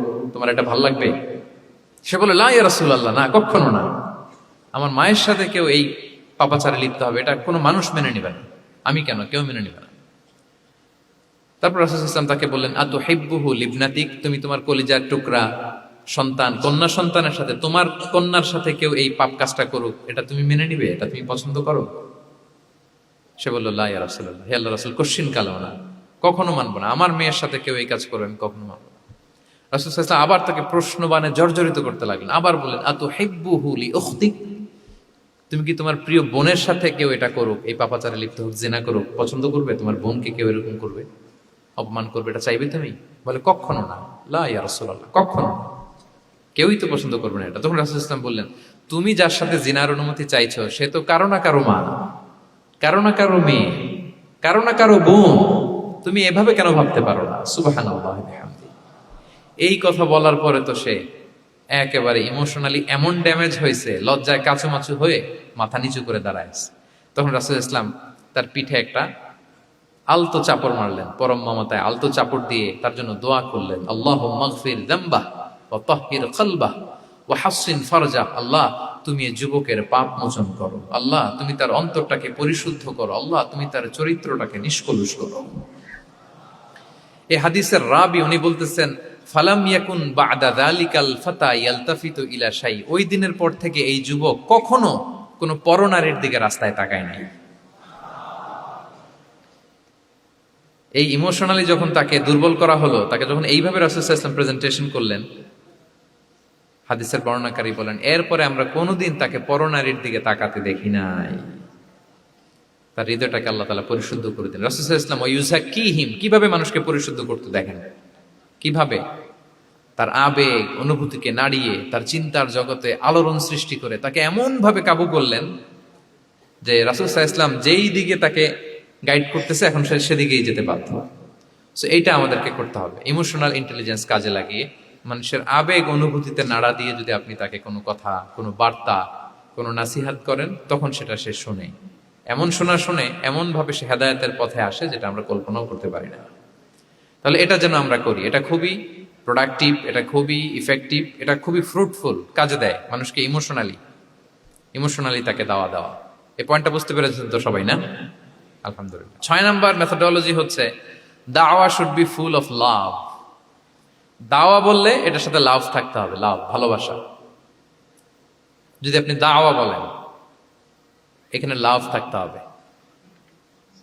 ইট কামস উইথ লাভ, ভালোবাসা। ভালোবাসা দিয়ে আপনি মানুষের হৃদয় জয় করতে হবে। আমরা দায়ীরা অনেক সময় বেশি জাজমেন্টাল হয়ে যাই, আরব শায়েকরা বলে যে নাহনু দুআত লাসনা কুদাত, আমরা দাঈ, আমরা জাজ নই, উই আর নট জাজেস। আমাদের অনেক দায়ীর আমরা ভুল করে ফেলি, আমরা বলি যে ও খারাপ, ও এটা, ও জাহান্নামী, ও খারিজ, এরকম আমরা সবাইকে নাকচ করি। মনে হয় যেন সবাইরে জাহান্নামে পাঠাই, আমি একা জান্নাতে যেতে পারলেই সফল। আচ্ছা বলেন তো, সব গেল জাহান্নামে, আপনি একা শুধু জান্নাতে, ভাল লাগবে আপনার? এই যে আজকে আমরা এখানে সবাই ছাত্র, শিক্ষক, ডিস্টিংগুইশ গেস্টরা, উপরে আমাদের বোনরা, কত ভালো লাগতেছে না? ধরেন যে 2500 সিটিং ক্যাপাসিটির এই চীন মৈত্রী সম্মেলন কেন্দ্রে কেউ নাই, শুধু আপনি একা। এই বিশাল হল রুমে কেউ নাই, আপনি একা, ভাল লাগবে? তো সবাইকে জাহান্নামে পাঠিয়ে শুধু আমি জান্নাতে গেলে এটা আমার ভাল লাগবে না ওই জান্নাতে। আমরা কিভাবে আমাদের জান্নাতের দলকে ভারী করতে পারি, এই চেষ্টাটা আমাদের বেশি বেশি করতে হবে, কি বলেন? তাহলে দাওয়া should be full of love, কারণ ভালোবাসা দিয়ে যা জয় করা যায়, কঠোরতা দিয়ে তা পারা যায় না। ভালোবাসা দিয়ে আপনি যেটা করতে পারবেন, কঠোরতা দিয়ে কখনো সেটা করতে পারবেন। আসুন আমরা হাদিস থেকে শুনি, সিরাত থেকে শুনি। আল্লাহর হাবিব সাল্লাল্লাহু আলাইহি ওয়াসাল্লাম মসজিদে নববীতে বসে আছেন সাহাবাদেরকে নিয়ে। হঠাৎ এক বেদুইনের আগমন। বেদুইন মানে যার মধ্যে নগর জীবনের কোনো নিয়ম কানুন সে দেখেনি, জানে না, বোঝে না। সিভিলাইজেশন বলতে যেটা বুঝি, ভদ্রতা, কার্টিসি, ম্যানার, এটা সে শিখেনি। এরকম এক বেদুইন অনেক দূর পল্লী থেকে মদিনার মসজিদে নববীতে এসেছে, কিন্তু সে ইসলাম ধর্ম গ্রহণ করেছে, মুসলিম। তো মসজিদে ঢুকে সে 2 রাকাত নামাজ পড়তেছে, এসে যে রাসূলকে সালাম দিবে, কথা ওই কার্টিসিটাও নাই। রাসূল সাল্লাল্লাহু আলাইহি ওয়াসাল্লাম বসা ওইদিকে সাহাবাদের নিয়ে, সে তার মতো এসে এক জায়গায় মসজিদের সাথে তার উট বেঁধে সে 2 রাকাত নামাজ পড়ে দোয়া করতেছে আল্লাহর কাছে। কি দোয়া জানেন? দোয়ার মধ্যেও কাটিসি নাই। দোয়াতে বলে, ইয়া আল্লাহ, আল্লাহুম্মা আরহামনি ওয়ারহাম মুহাম্মাদা ওয়ালা তারহাম মা'ানা আহাদা। মানে আল্লাহ তুমি শুধু আমারে রহম করো আর মুহাম্মদ সাল্লাল্লাহু আলাইহি ওয়াসাল্লামের রহম করো, আমাদের সাথে আর কাউরে রহম করো না তুমি। বেদুইন, তার মধ্যে আদাবু দোয়া, দোয়ার যে একটা এটিকেটস আছে, এটা তো তার জানা নাই। দোয়ায় অন্যদের জন্য দোয়া করলে যে নিজের লাভ, এটা সে জানতো না। আমি যদি বলি যে আল্লাহ এই ভাইদেরকে তুমি কবুল করো, তখন ফেরেশতারা বলে আল্লাহ যিনি দোয়া করতেছে আগে তাকে তুমি কবুল করো। কেউ অসুস্থ, আমি যদি বলি আল্লাহ আমার এই ভাইকে তুমি সুস্থ করো, আল্লাহর ফেরেশতারা বলে আল্লাহ যিনি দোয়া করলেন আগে তার রোগ বালাই থাকলে আগে তাকে সুস্থ করো। এই যে দোয়ার এটিকেটস, আদাব ও দোয়া, এটা সে জানতো না। সে দোয়া করতেছে আল্লাহুম্মা আরহামনি ওয়ারহাম মুহাম্মাদা ওয়ালা তারহাম মা'ানা আহাদা, শুধু আমারে রহম করো, মুহাম্মদ সাল্লাল্লাহু আলাইহি ওয়াসাল্লাম রহম আর কাউরে না। তো রাসূল সাল্লাল্লাহু আলাইহি ওয়াসাল্লাম দূর থেকে দেখতেছেন এই দোয়া, আর বলতেছেন যে হায় রে, একটা প্রশস্ত জিনিসকে সে সংকীর্ণ বানায় ফেললো। আল্লাহর কাছে কি রহমের কোনো কমতি বা ঘাটতি আছে? নাই। সে তো দোয়াতে সবাইকে ইনক্লুড করতে পারতো।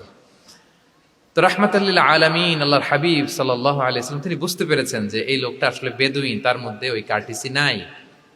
তো তিনি ফলো করতে লাগলেন যে দেখি লোকটা কি করে। তো লোকটা দোয়া টোয়া করেই এবার যে মসজিদের এক কর্নারে বসে ওখানেই পেশাব করা শুরু করলো। মানে কোনো কার্টিসি, নিয়ম, ভদ্রতা তার জানা নাই।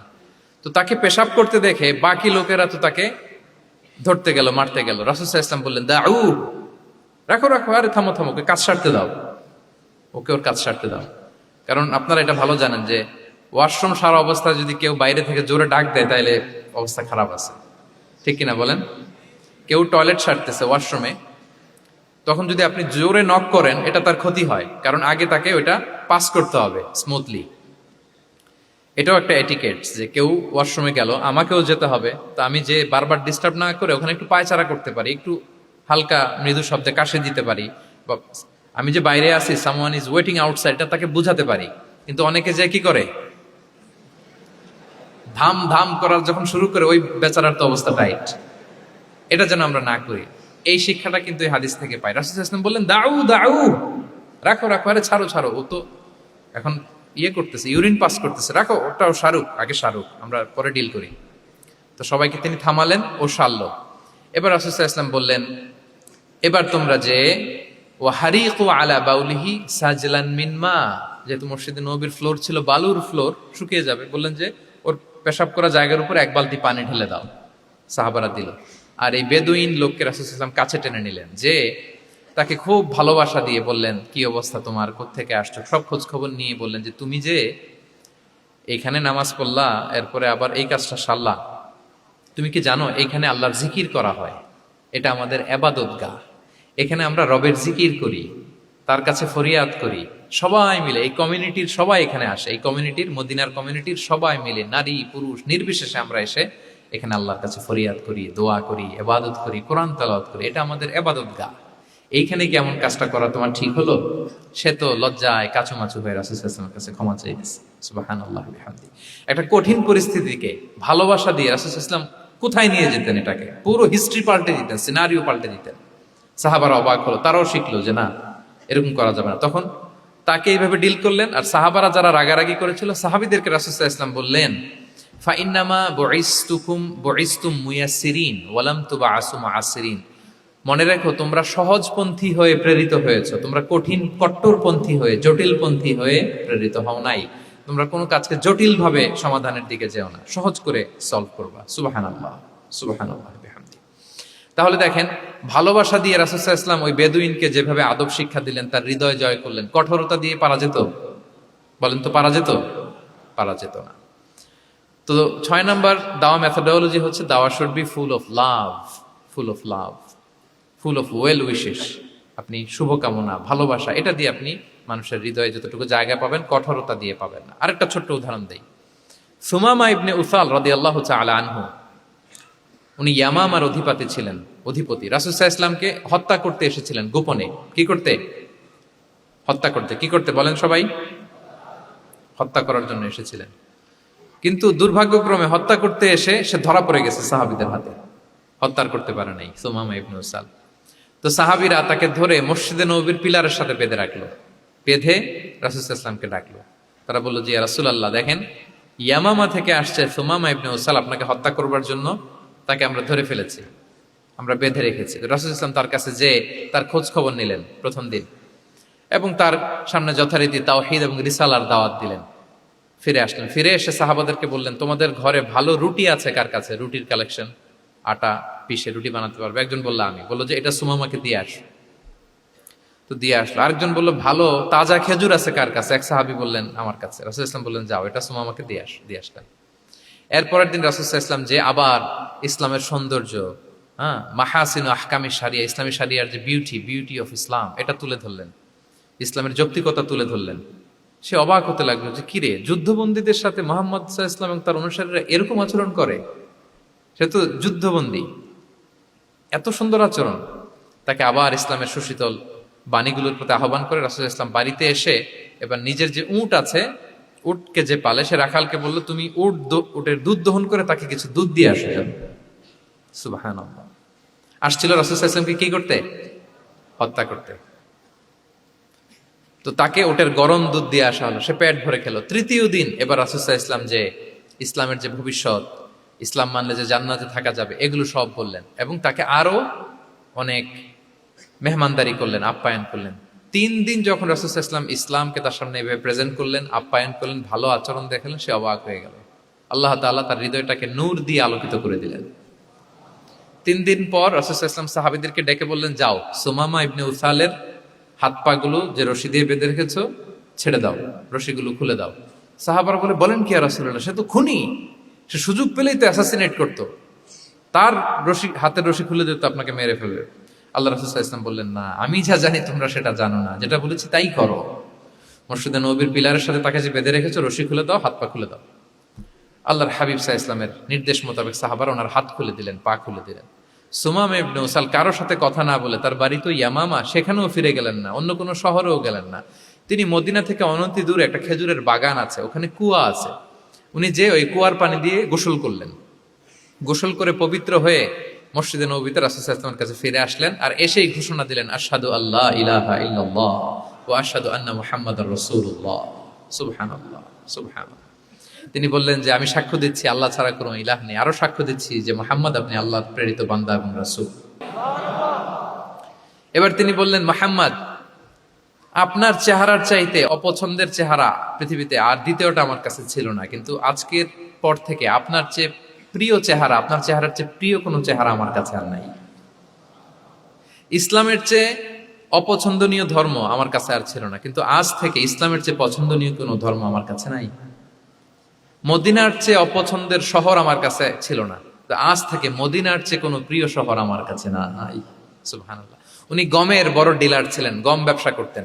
উনার থেকে গম নিয়ে মক্কায় মুশরিকরা চলতো। তিনি ঘোষণা দিলেন, আজকে থেকে আমার এলাকার কোনো গম মক্কায় যাবে না। এবার মক্কাবাসী পড়ছে বিপদে, গম ছাড়া তো তারা খেতেও পারবে না। তারা আল্লাহর হাবিব সাল্লাল্লাহু আলাইহি ওয়াসাল্লামের কাছে চিঠি লিখে পাঠালেন যে, মুহাম্মদ, তোমার এই যে নতুন অনুসারী, সে যদি গম না দেয় আমাদের তো অবস্থা খারাপ। তুমি দয়া করে এই গমের সাপ্লাই আবার যাতে সে চালু করে তুমি একটু বলে দাও। আল্লাহর হাবিব সাল্লাল্লাহু আলাইহি ওয়াসাল্লাম আবার সুমামা ইবনে উসালকে বলে দিলেন, আবার সে সাপ্লাই চালু করলো। সুবহানাল্লাহ বিহামদি। এবং তিনি প্রথম তালবিয়া পাঠ করে উমরা করেছিলেন। তাহলে দেখেন, আসলো খুনি হয়ে, আসলো কি হয়ে? খুনি হয়ে, আর ফিরে গেল নবী প্রেমিক হয়ে। সুবহানাল্লাহ। এটা কিভাবে সম্ভব হয়েছে? রাসূল সাল্লাল্লাহু আলাইহি ওয়াসাল্লামের উদারতা, ভালোবাসা। তাহলে আপনি যদি দাওয়ার কথা বলেন আমাকে, দাওয়া should be full of love. কারণ ভালোবাসা দিয়ে যা জয় করা যায়, কঠোরতা দিয়ে সেটা পারা যায়। 7 নাম্বার হচ্ছে, 7 নাম্বার, রাসূল সাল্লাল্লাহু আলাইহি ওয়াসাল্লাম যদি কাউকে কারেকশন করতে চাইতেন, কখনো তাকে অপমান করতেন না, অন্যের সামনে তার নাম নিতেন না, নাম না নিয়ে তাকে শুধরে দিতেন। এটা দাওয়ার আরেকটা মেথোডোলজি। কেউ কোনো ভুল কাজ করলে তার নাম ধরে অন্যের সামনে লজ্জিত করতেন না। আমরা কিন্তু অনেক সময় করে ফেলি, করি না? অন্যের সামনে মানুষকে কারেক্ট করি, এটা ঠিক না। The way he use to correct others, আপনি যদি সিরাতের দিকে তাকান, সুবহানাল্লাহ, কিভাবে উনি অন্যকে কারেকশন দিতেন, নাম উল্লেখ করতেন না। আমরা এটা অনেক ভুল করি। আমি এই জন্য খুব দুঃখিত এবং লজ্জিত। আমাদের দাওয়া অঙ্গনে আপনি ইউটিউব খুললে দেখবেন যে অনেক দায়ীরা, এক দায়ী আরেক দায়ীকে তুচ্ছ-তাচ্ছিল্য করছে, তার নাম নিয়ে তাকে ছোট করা, তাকে খারিজ করা, তাকে নাকচ করা, সে জাহান্নামী, সে কাফের, সব ইসলামের ঠিকাদারি উনি একা নিজে নিয়ে বসে আছে, আর বাকি যা আছে সব খারিজ। এইটা রাসূল সাল্লাল্লাহু আলাইহি ওয়াসাল্লামের দাওয়ার সাথে যায় না।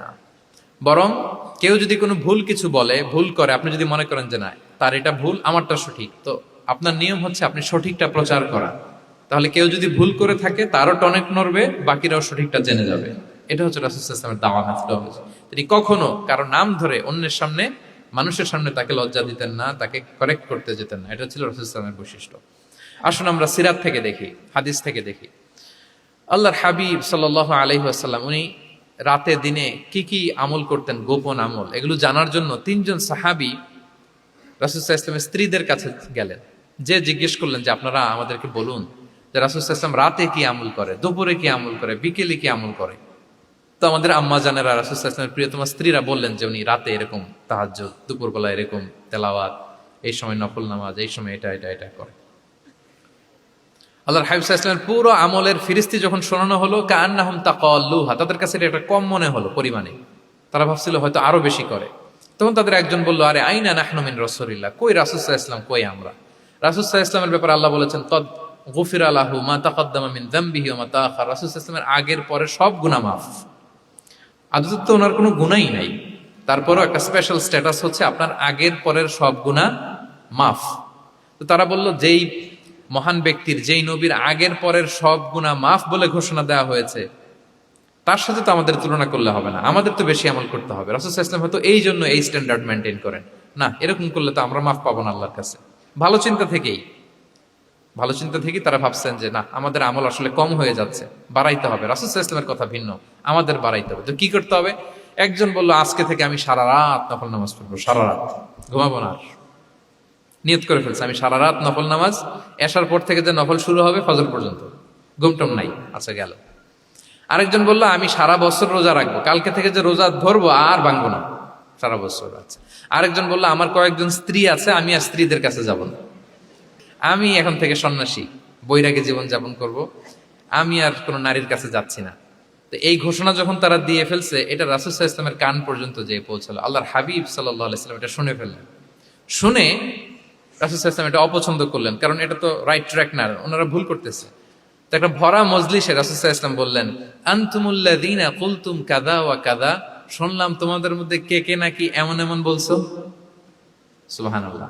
তিনি বলতে পারে, এই আব্দুল্লাহ দাঁড়াও, এই আব্দুর রহমান স্ট্যান্ড আপ, এই দাঁড়াও, তুমি নাকি এটা বলছো, তুমি এটা বললে তো ওনারা লজ্জা পেতেন না? সবার সামনে লজ্জা পেতেন। উনি এটা না করে কাজ হাসিল হয়ে যাচ্ছে, বললেন আনতুমুল্লাযীনা কুলতুম কাযা ওয়া কাযা। অনেক বর্ণনা এরকম পাওয়া যায়, মা বালু আকওয়ামিন ইয়াফআলুনা কাযা ওয়া কাযা, মা বালু আকওয়ামিন ইয়াকুলুনা কাযা ওয়া কাযা। তাদের কি হলো, তারা এমন এমন বলে, তাদের হলোটা কি, তারা এমন এমন বলে। এইভাবে তিনি শুধরে দিতেন। তো বললেন, তোমাদের মধ্যে কেউ কেউ নাকি এটা বলে, এটা বলে, এই ওই তিনজনের তো টনক নড়ে গেছে, আর বাকিরা শুনতেছে। তখন রাসূল সাল্লাল্লাহু আলাইহি ওয়াসাল্লাম বললেন, না, এটা ঠিক নয়। আমি তোমাদের মধ্যে থেকে সবচেয়ে বেশি মুত্তাকি, সবচেয়ে বেশি বুজুর্গ। ওয়াল্লাহি ইন্নী লা আখশাকুম লিল্লাহি ওয়া আতকাকুম লাহু। আমি তোমাদের মধ্যে থেকে আল্লাহকে সবচেয়ে বেশি ভয় পাই। বলেন তো, রাসূল সাল্লাল্লাহু আলাইহি ওয়াসাল্লামের চেয়ে বেশি আল্লাহকে ভয় পাওয়া কারো পক্ষে সম্ভব? আল্লাহর হাবিব সাল্লাল্লাহু আলাইহি সাল্লামের চেয়ে বেশি মুত্তাকি হওয়া কারো পক্ষে সম্ভব? আমার নবীর চাইতে শ্রেষ্ঠ হওয়া সম্ভব? তার যে স্ট্যান্ডার্ড ইবাদতের, এটারে ছাড়া যাওয়া সম্ভব? সম্ভব না। তো তিনি বললেন যে আমি রাত্রিবেলা ঘুমাই আসার পরে আবার শেষ রাতে তাহাজ্জুদও করি, ঘুমও আছে নামাজও আছে, ব্যালেন্স। আমি সোম বৃহস্পতিতে রোজা রাখি, সপ্তাহের বাকি দিনগুলোতে খাই। আবার আমার অনেক 9 জন স্ত্রী তো অ্যাট এ টাইমে ছিল, আমি স্ত্রীদের সাথে মেলামেশাও করি। তো আমি এগুলো সব ঠিক রেখে আল্লাহর সবচেয়ে প্রিয় মুত্তাকি হইতে সমস্যা হলো না। তোমাদের এত সমস্যা কোথায়? তোমাদের সমস্যা কোথায়? আমার চেয়ে শ্রেষ্ঠ যদি কেউ কিছু করতে চাও, এটা হবে না। আমি হচ্ছি স্ট্যান্ডার্ড। সুবহানাল্লাহ। দেখেন, এইভাবে যখন বললেন, ঠিক করে দিলেন যে তোমরা কে কে জানি এরকম নিয়ত করছো, এটা ভুল করেছো, বরং শুদ্ধ হবে এটা। ওই তিনজনের টনক নড়ে গেছে, তারা শুধরে নিয়েছেন, আর বাকিরা সঠিক মেসেজটা, সঠিক নির্দেশনাটা জেনে গেল। তাহলে ওনাদেরকে কারেকশন করা হয়ে গেছে না অলরেডি? বলেন তো, ওনারা যে ভুল করছে কারেকশন হয়েছে কিনা? কিন্তু তাদেরকে অপমান করা হয়েছে। এই ভুলটা আমরা অনেক সময় করি।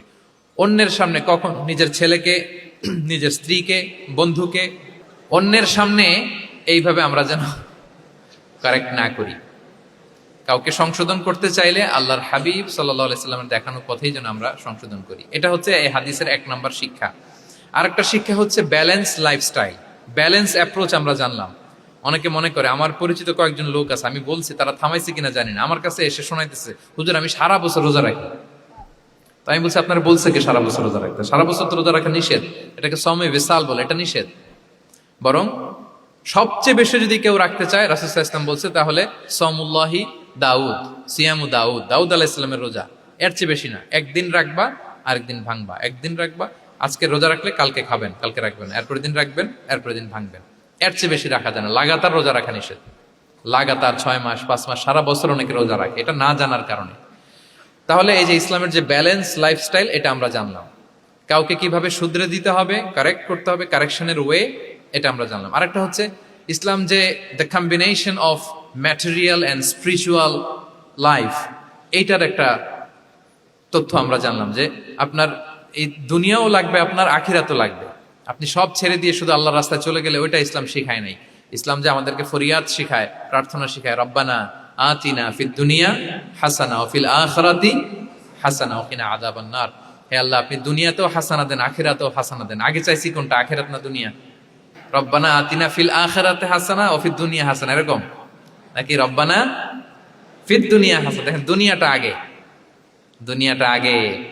সো ব্যালেন্স, এই ভারসাম্য রাখাটা, আমি আলোচনা শুরুই তো করেছি ওয়াসাতিয়া, মানে ভারসাম্যপূর্ণ। ইসলামের নেচারটা হচ্ছে ব্যালেন্সড অ্যাপ্রোচ। এটা আমরা এই হাদিস থেকে শিখতে পারি।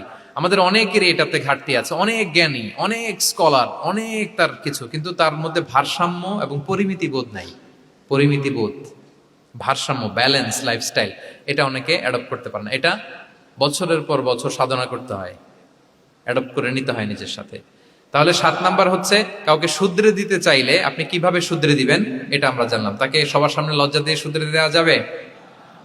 তাহলে কৌশলে তাকে শুধরে দিতে হবে। পারা যাবে তো ইনশাআল্লাহ? 8 নাম্বার হচ্ছে, এটা দায়ীদের জন্য অনেক বড় রিমাইন্ডার। সেটা হচ্ছে, আমরা যে দাওয়া দেই, এটা খেয়াল রাখতে হবে, আমি যা বলি ওটা সবার আগে অ্যাপ্লাই করতে হবে নিজের মধ্যে। আমরা অনেক সময় এটা করে ফেলি যে ভালো একটা হাদিস শুনলে, কোরআনের আয়াত শুনলে, একটা কিছু শুনলে মনে করি যে এগুলো এই সবার জন্য, মানে এটা বাদ, এখান থেকে শুরু, লাইনটা এখান থেকে শুরু, এইখান থেকে যারা আছে এই সবাই এগুলো পালন করবে, আমি এটার বাইরে। দেখুন, যার সাথেই কথা বলেন তার কোনো সমস্যা, তার দোষ, তার কিভাবে সেলফ ডেভেলপমেন্ট, আত্মোন্নয়ন, আত্মশুদ্ধি, শুদ্ধাচার, এগুলো নিয়ে কথা নাই। খালি বলি যে কি সমস্যা রে ভাই সমাজে, জানেন, শেষ হয়ে গেল দেশটা। তারপর রাজনীতিতে সমস্যা, সমাজে সমস্যা, হুজুরদের মধ্যে সমস্যা, ওদের মধ্যে সমস্যা, শুধু সমস্যা, মানে উনি সব জায়গায় সমস্যা দেখতে পায়। কিন্তু বেসিকলি আপনি যখন সমস্যা নিয়ে কথা বলবেন, সবার আগে খেয়াল করতে হবে যে ওই সমস্যায় আমি আক্রান্ত কিনা। আমরা কেন যেন অন্যকে কাঠগড়ায় দাঁড় করাতে বেশি পছন্দ করি, কিন্তু নিয়ম হচ্ছে নিজেকে বারবার কাঠগড়ায় দাঁড় করানো।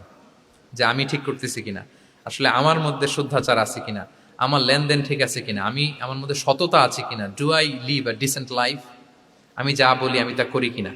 এটা অনেক সময় আমরা ভুলে যাই। আমরা যা বলি সেটার জন্য আগে আমরা নিজে আমল করতে পারি। আল্লাহ তৌফিক দান করুন।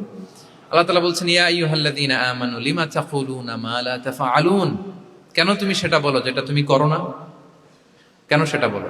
সো আমরা যদি দাওয়া কাজ করতে চাই, আমি যে দাওয়াটা দিব বা নাসিহাত দিব বা বার্তাটা রাখবো, সবার আগে যেন এটা নিজের দিকে, ওই তীর তীর যেন নিজের দিকে থাকে, যে না এটা আগে তোমার জন্য, আগে তুমি পালন করো, পাশাপাশি এটা সবার জন্য, এটা যেন আমরা করি। আল্লাহর হাবিব সাল্লাল্লাহু আলাইহি ইসলামের জীবনে যদি আমরা দেখি তাহলে দেখবো উনি যা বলতেন ওটা নিজে আগে বেশি করতেন। আল্লাহু আকবার। উনি ইবাদতের কথা বলতেন, আল্লাহর সামনে নিজেকে সঁপে দেওয়ার কথা বলতেন। আর নিজেকে কিভাবে সঁপে দিতেন দেখেন, তিনি যখন দোয়া করতেন নিজেকে ছোট করতে করতে তিনি আল্লাহরে বলতেন, আল্লাহুম্মা ইন্নী আবদুক ওয়া ইবনু আবদিক ওয়া ইবনু আমাতিক নাসিয়াতি বিয়াদিক, হে আল্লাহ আমি আপনার দাস, আল্লাহ আমি দাসের ঘরের দাস, দাসীর ঘরের দাস। মানে আমার পিতা আব্দুল্লাহ আপনার দাস, আমার মা আমিনা আপনার দাসী। সো আমরা সবাই আপনার গোলামের ঘরের গোলাম। এর চেয়ে তুচ্ছ, ছোট, নগণ্য করে কি আর আল্লাহর সামনে নিজেকে পেশ করা যায় বলেন? এরপর তিনি বলতেন, নাসিয়াতি বিয়াদিক, আল্লাহ আমার মাথার চুলের ঝুঁটি আপনার হাতের মুঠোয়। মাথার চুলের ঝুঁটি হাতের মুঠোয় মানে কি, আপনি ডানে টান দিলে আমি ডানে যেতে বাধ্য, আপনি বাঁয়ে টান দিলে মানে আমার আর কিছু নেই, আল্লাহ সব সঁপে দিলাম আপনার কাছে। কিভাবে নিজেকে তিনি সঁপে দিতেন? তাহাজ্জুদের সালাতে যখন রাতে দাঁড়াতেন, আম্মা জান আয়েশা রাদিয়াল্লাহু তাআলা আনহা বলেন, দাঁড়িয়ে থাকতে থাকতে পা দুইটা ফুলে যেত এরকম, হাত্তা তাতাফাত্তারা কদামা, খুব কষ্ট হতো আল্লাহ রাসূল সাল্লাল্লাহু আলাইহি ওয়াসাল্লামের। আম্মা জান আয়েশা বলতেন, ইয়া রাসূলুল্লাহ কদ গুফিরা লাকা মা তাকদ্দামা মিন যামবিকা ওয়া মা তাআখার, আল্লাহ তো বলেছেন আপনার সব গুনাহ মাফ, গুনাই তো নাই, তাও ঘোষণা সব গুনাহ মাফ, এত কষ্ট নিজের দেহের উপর নিজে কেন দেন? আল্লাহর হাবিব সাল্লাল্লাহু আলাইহি ওয়াসাল্লাম বলতেন, আফালা উহিব্বু আন আকুনা আবদান শাকুরা, হ্যাঁ আয়েশা এটা ঠিক, আল্লাহ আমাকে মর্যাদা দিয়েছেন, কিন্তু আমি কি শুকরগুজার বান্দা হতে চাইবো না? আল্লাহর নেয়ামতে যে আমি ভেসে বেড়াই, আল্লাহর নেয়ামতে যে আমি বেঁচে আছি, আল্লাহর অনুগ্রহের কারণে যে আমার এত সম্মান, সে আল্লাহর প্রতি আমি কি নিজেকে পেশ করব না? আফালা উহিব্বু আন আকুনা আবদান শাকুরা, আমি কি শুকরগুজার হব না? আমার রোলটা তো আমাকে প্লে করতে হবে, আমাকে তো উজাড় করে আমার রবের সামনে আমাকে উপস্থাপন করতে হবে। দেখেন, শুধু বলতেন না, করে দেখাতেন। রাতের সালাতে যখন কিয়ামুল লাইল করতেন, কাঁদতে কাঁদতে দাড়ি ভিজে যেত, কাঁদতে কাঁদতে হাত্তা বাল্লাল আরদা হাত্তা বাল্লা লিহিয়াতাহু হাত্তা বাল্লা হাজরাহু, কাঁদতে কাঁদতে জুব্বা ভিজে যেত। সিজদায় পরে যখন থাকতেন কাঁদতে কাঁদতে জমিন ভিজিয়ে ফেলতেন আল্লাহর হাবিব সাল্লাল্লাহু আলাইহি ওয়াসাল্লাম। এভাবে নিজেকে আল্লাহ তাআলার সামনে পেশ করতেন। সো আমরা যারা দাওয়া অঙ্গনে কাজ করি, এটা খুব পিচ্ছিল পথ, এটা খুবই পিচ্ছিল। আমাদের খেয়াল রাখতে হবে যে আমি যা বলি এটা আমি করি কিনা। এটা দায়ীদের জন্য চ্যালেঞ্জিং। সে নিজে একটা ডিসেন্ট লাইফ লিড করা, তার নিজের মধ্যে সততা থাকা, নৈতিকতা থাকা, মোরালিটি, এথিক্স, ভ্যালিউজ নিয়ে যে আমরা বলি, ওই ভ্যালিউজের প্র্যাকটিস যেন আমাদের মধ্যে থাকে। আল্লাহ তাআলা আমাদেরকে তৌফিক দান করুক, আমরা পড়ি আমিন। 9 নম্বরে হচ্ছে কনসিডারেট হওয়া। রাসূল সাল্লাল্লাহু আলাইহি ওয়াসাল্লাম খুবই কনসিডারেট ছিলেন, এটা খুব গুরুত্বপূর্ণ, খেয়াল করে শুনুন।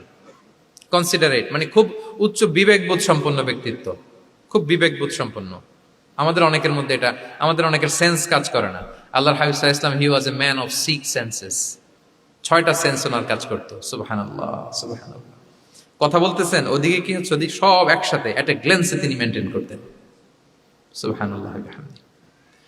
তো এই উচ্চ বিবেকবোধ সম্পন্ন হইতে হবে দায়ীদের। রাসূল সাল্লাল্লাহু আলাইহি ওয়াসাল্লাম একবার নামাজ পড়াচ্ছেন, পিছনে বাচ্চার কান্নার আওয়াজ, নামাজ ছোট করে দিয়েছেন, একেবারে ছোট, শর্ট করে সিজদা, রুকু, মানে যতটুকু না হলেই না, অতটুকু করে নামাজ শেষ। জিজ্ঞেস করা হলো কেন?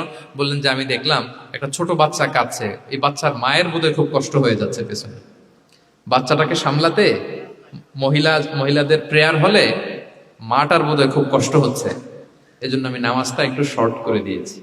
সুবহানাল্লাহ। আমরা নামাজে দাঁড়ালে দিন দুনিয়ার হুঁশ নাই, কি হচ্ছে না হচ্ছে না, আপনার সব খেয়াল রাখতে হবে কি হচ্ছে। You are a leader, you are a দাঈ, আপনাকে এটা খেয়াল রাখতে হবে। রাসূল সাল্লাল্লাহু আলাইহি ওয়াসাল্লাম এরকম উচ্চ বিবেকবোধ সম্পন্ন লোক ছিলেন।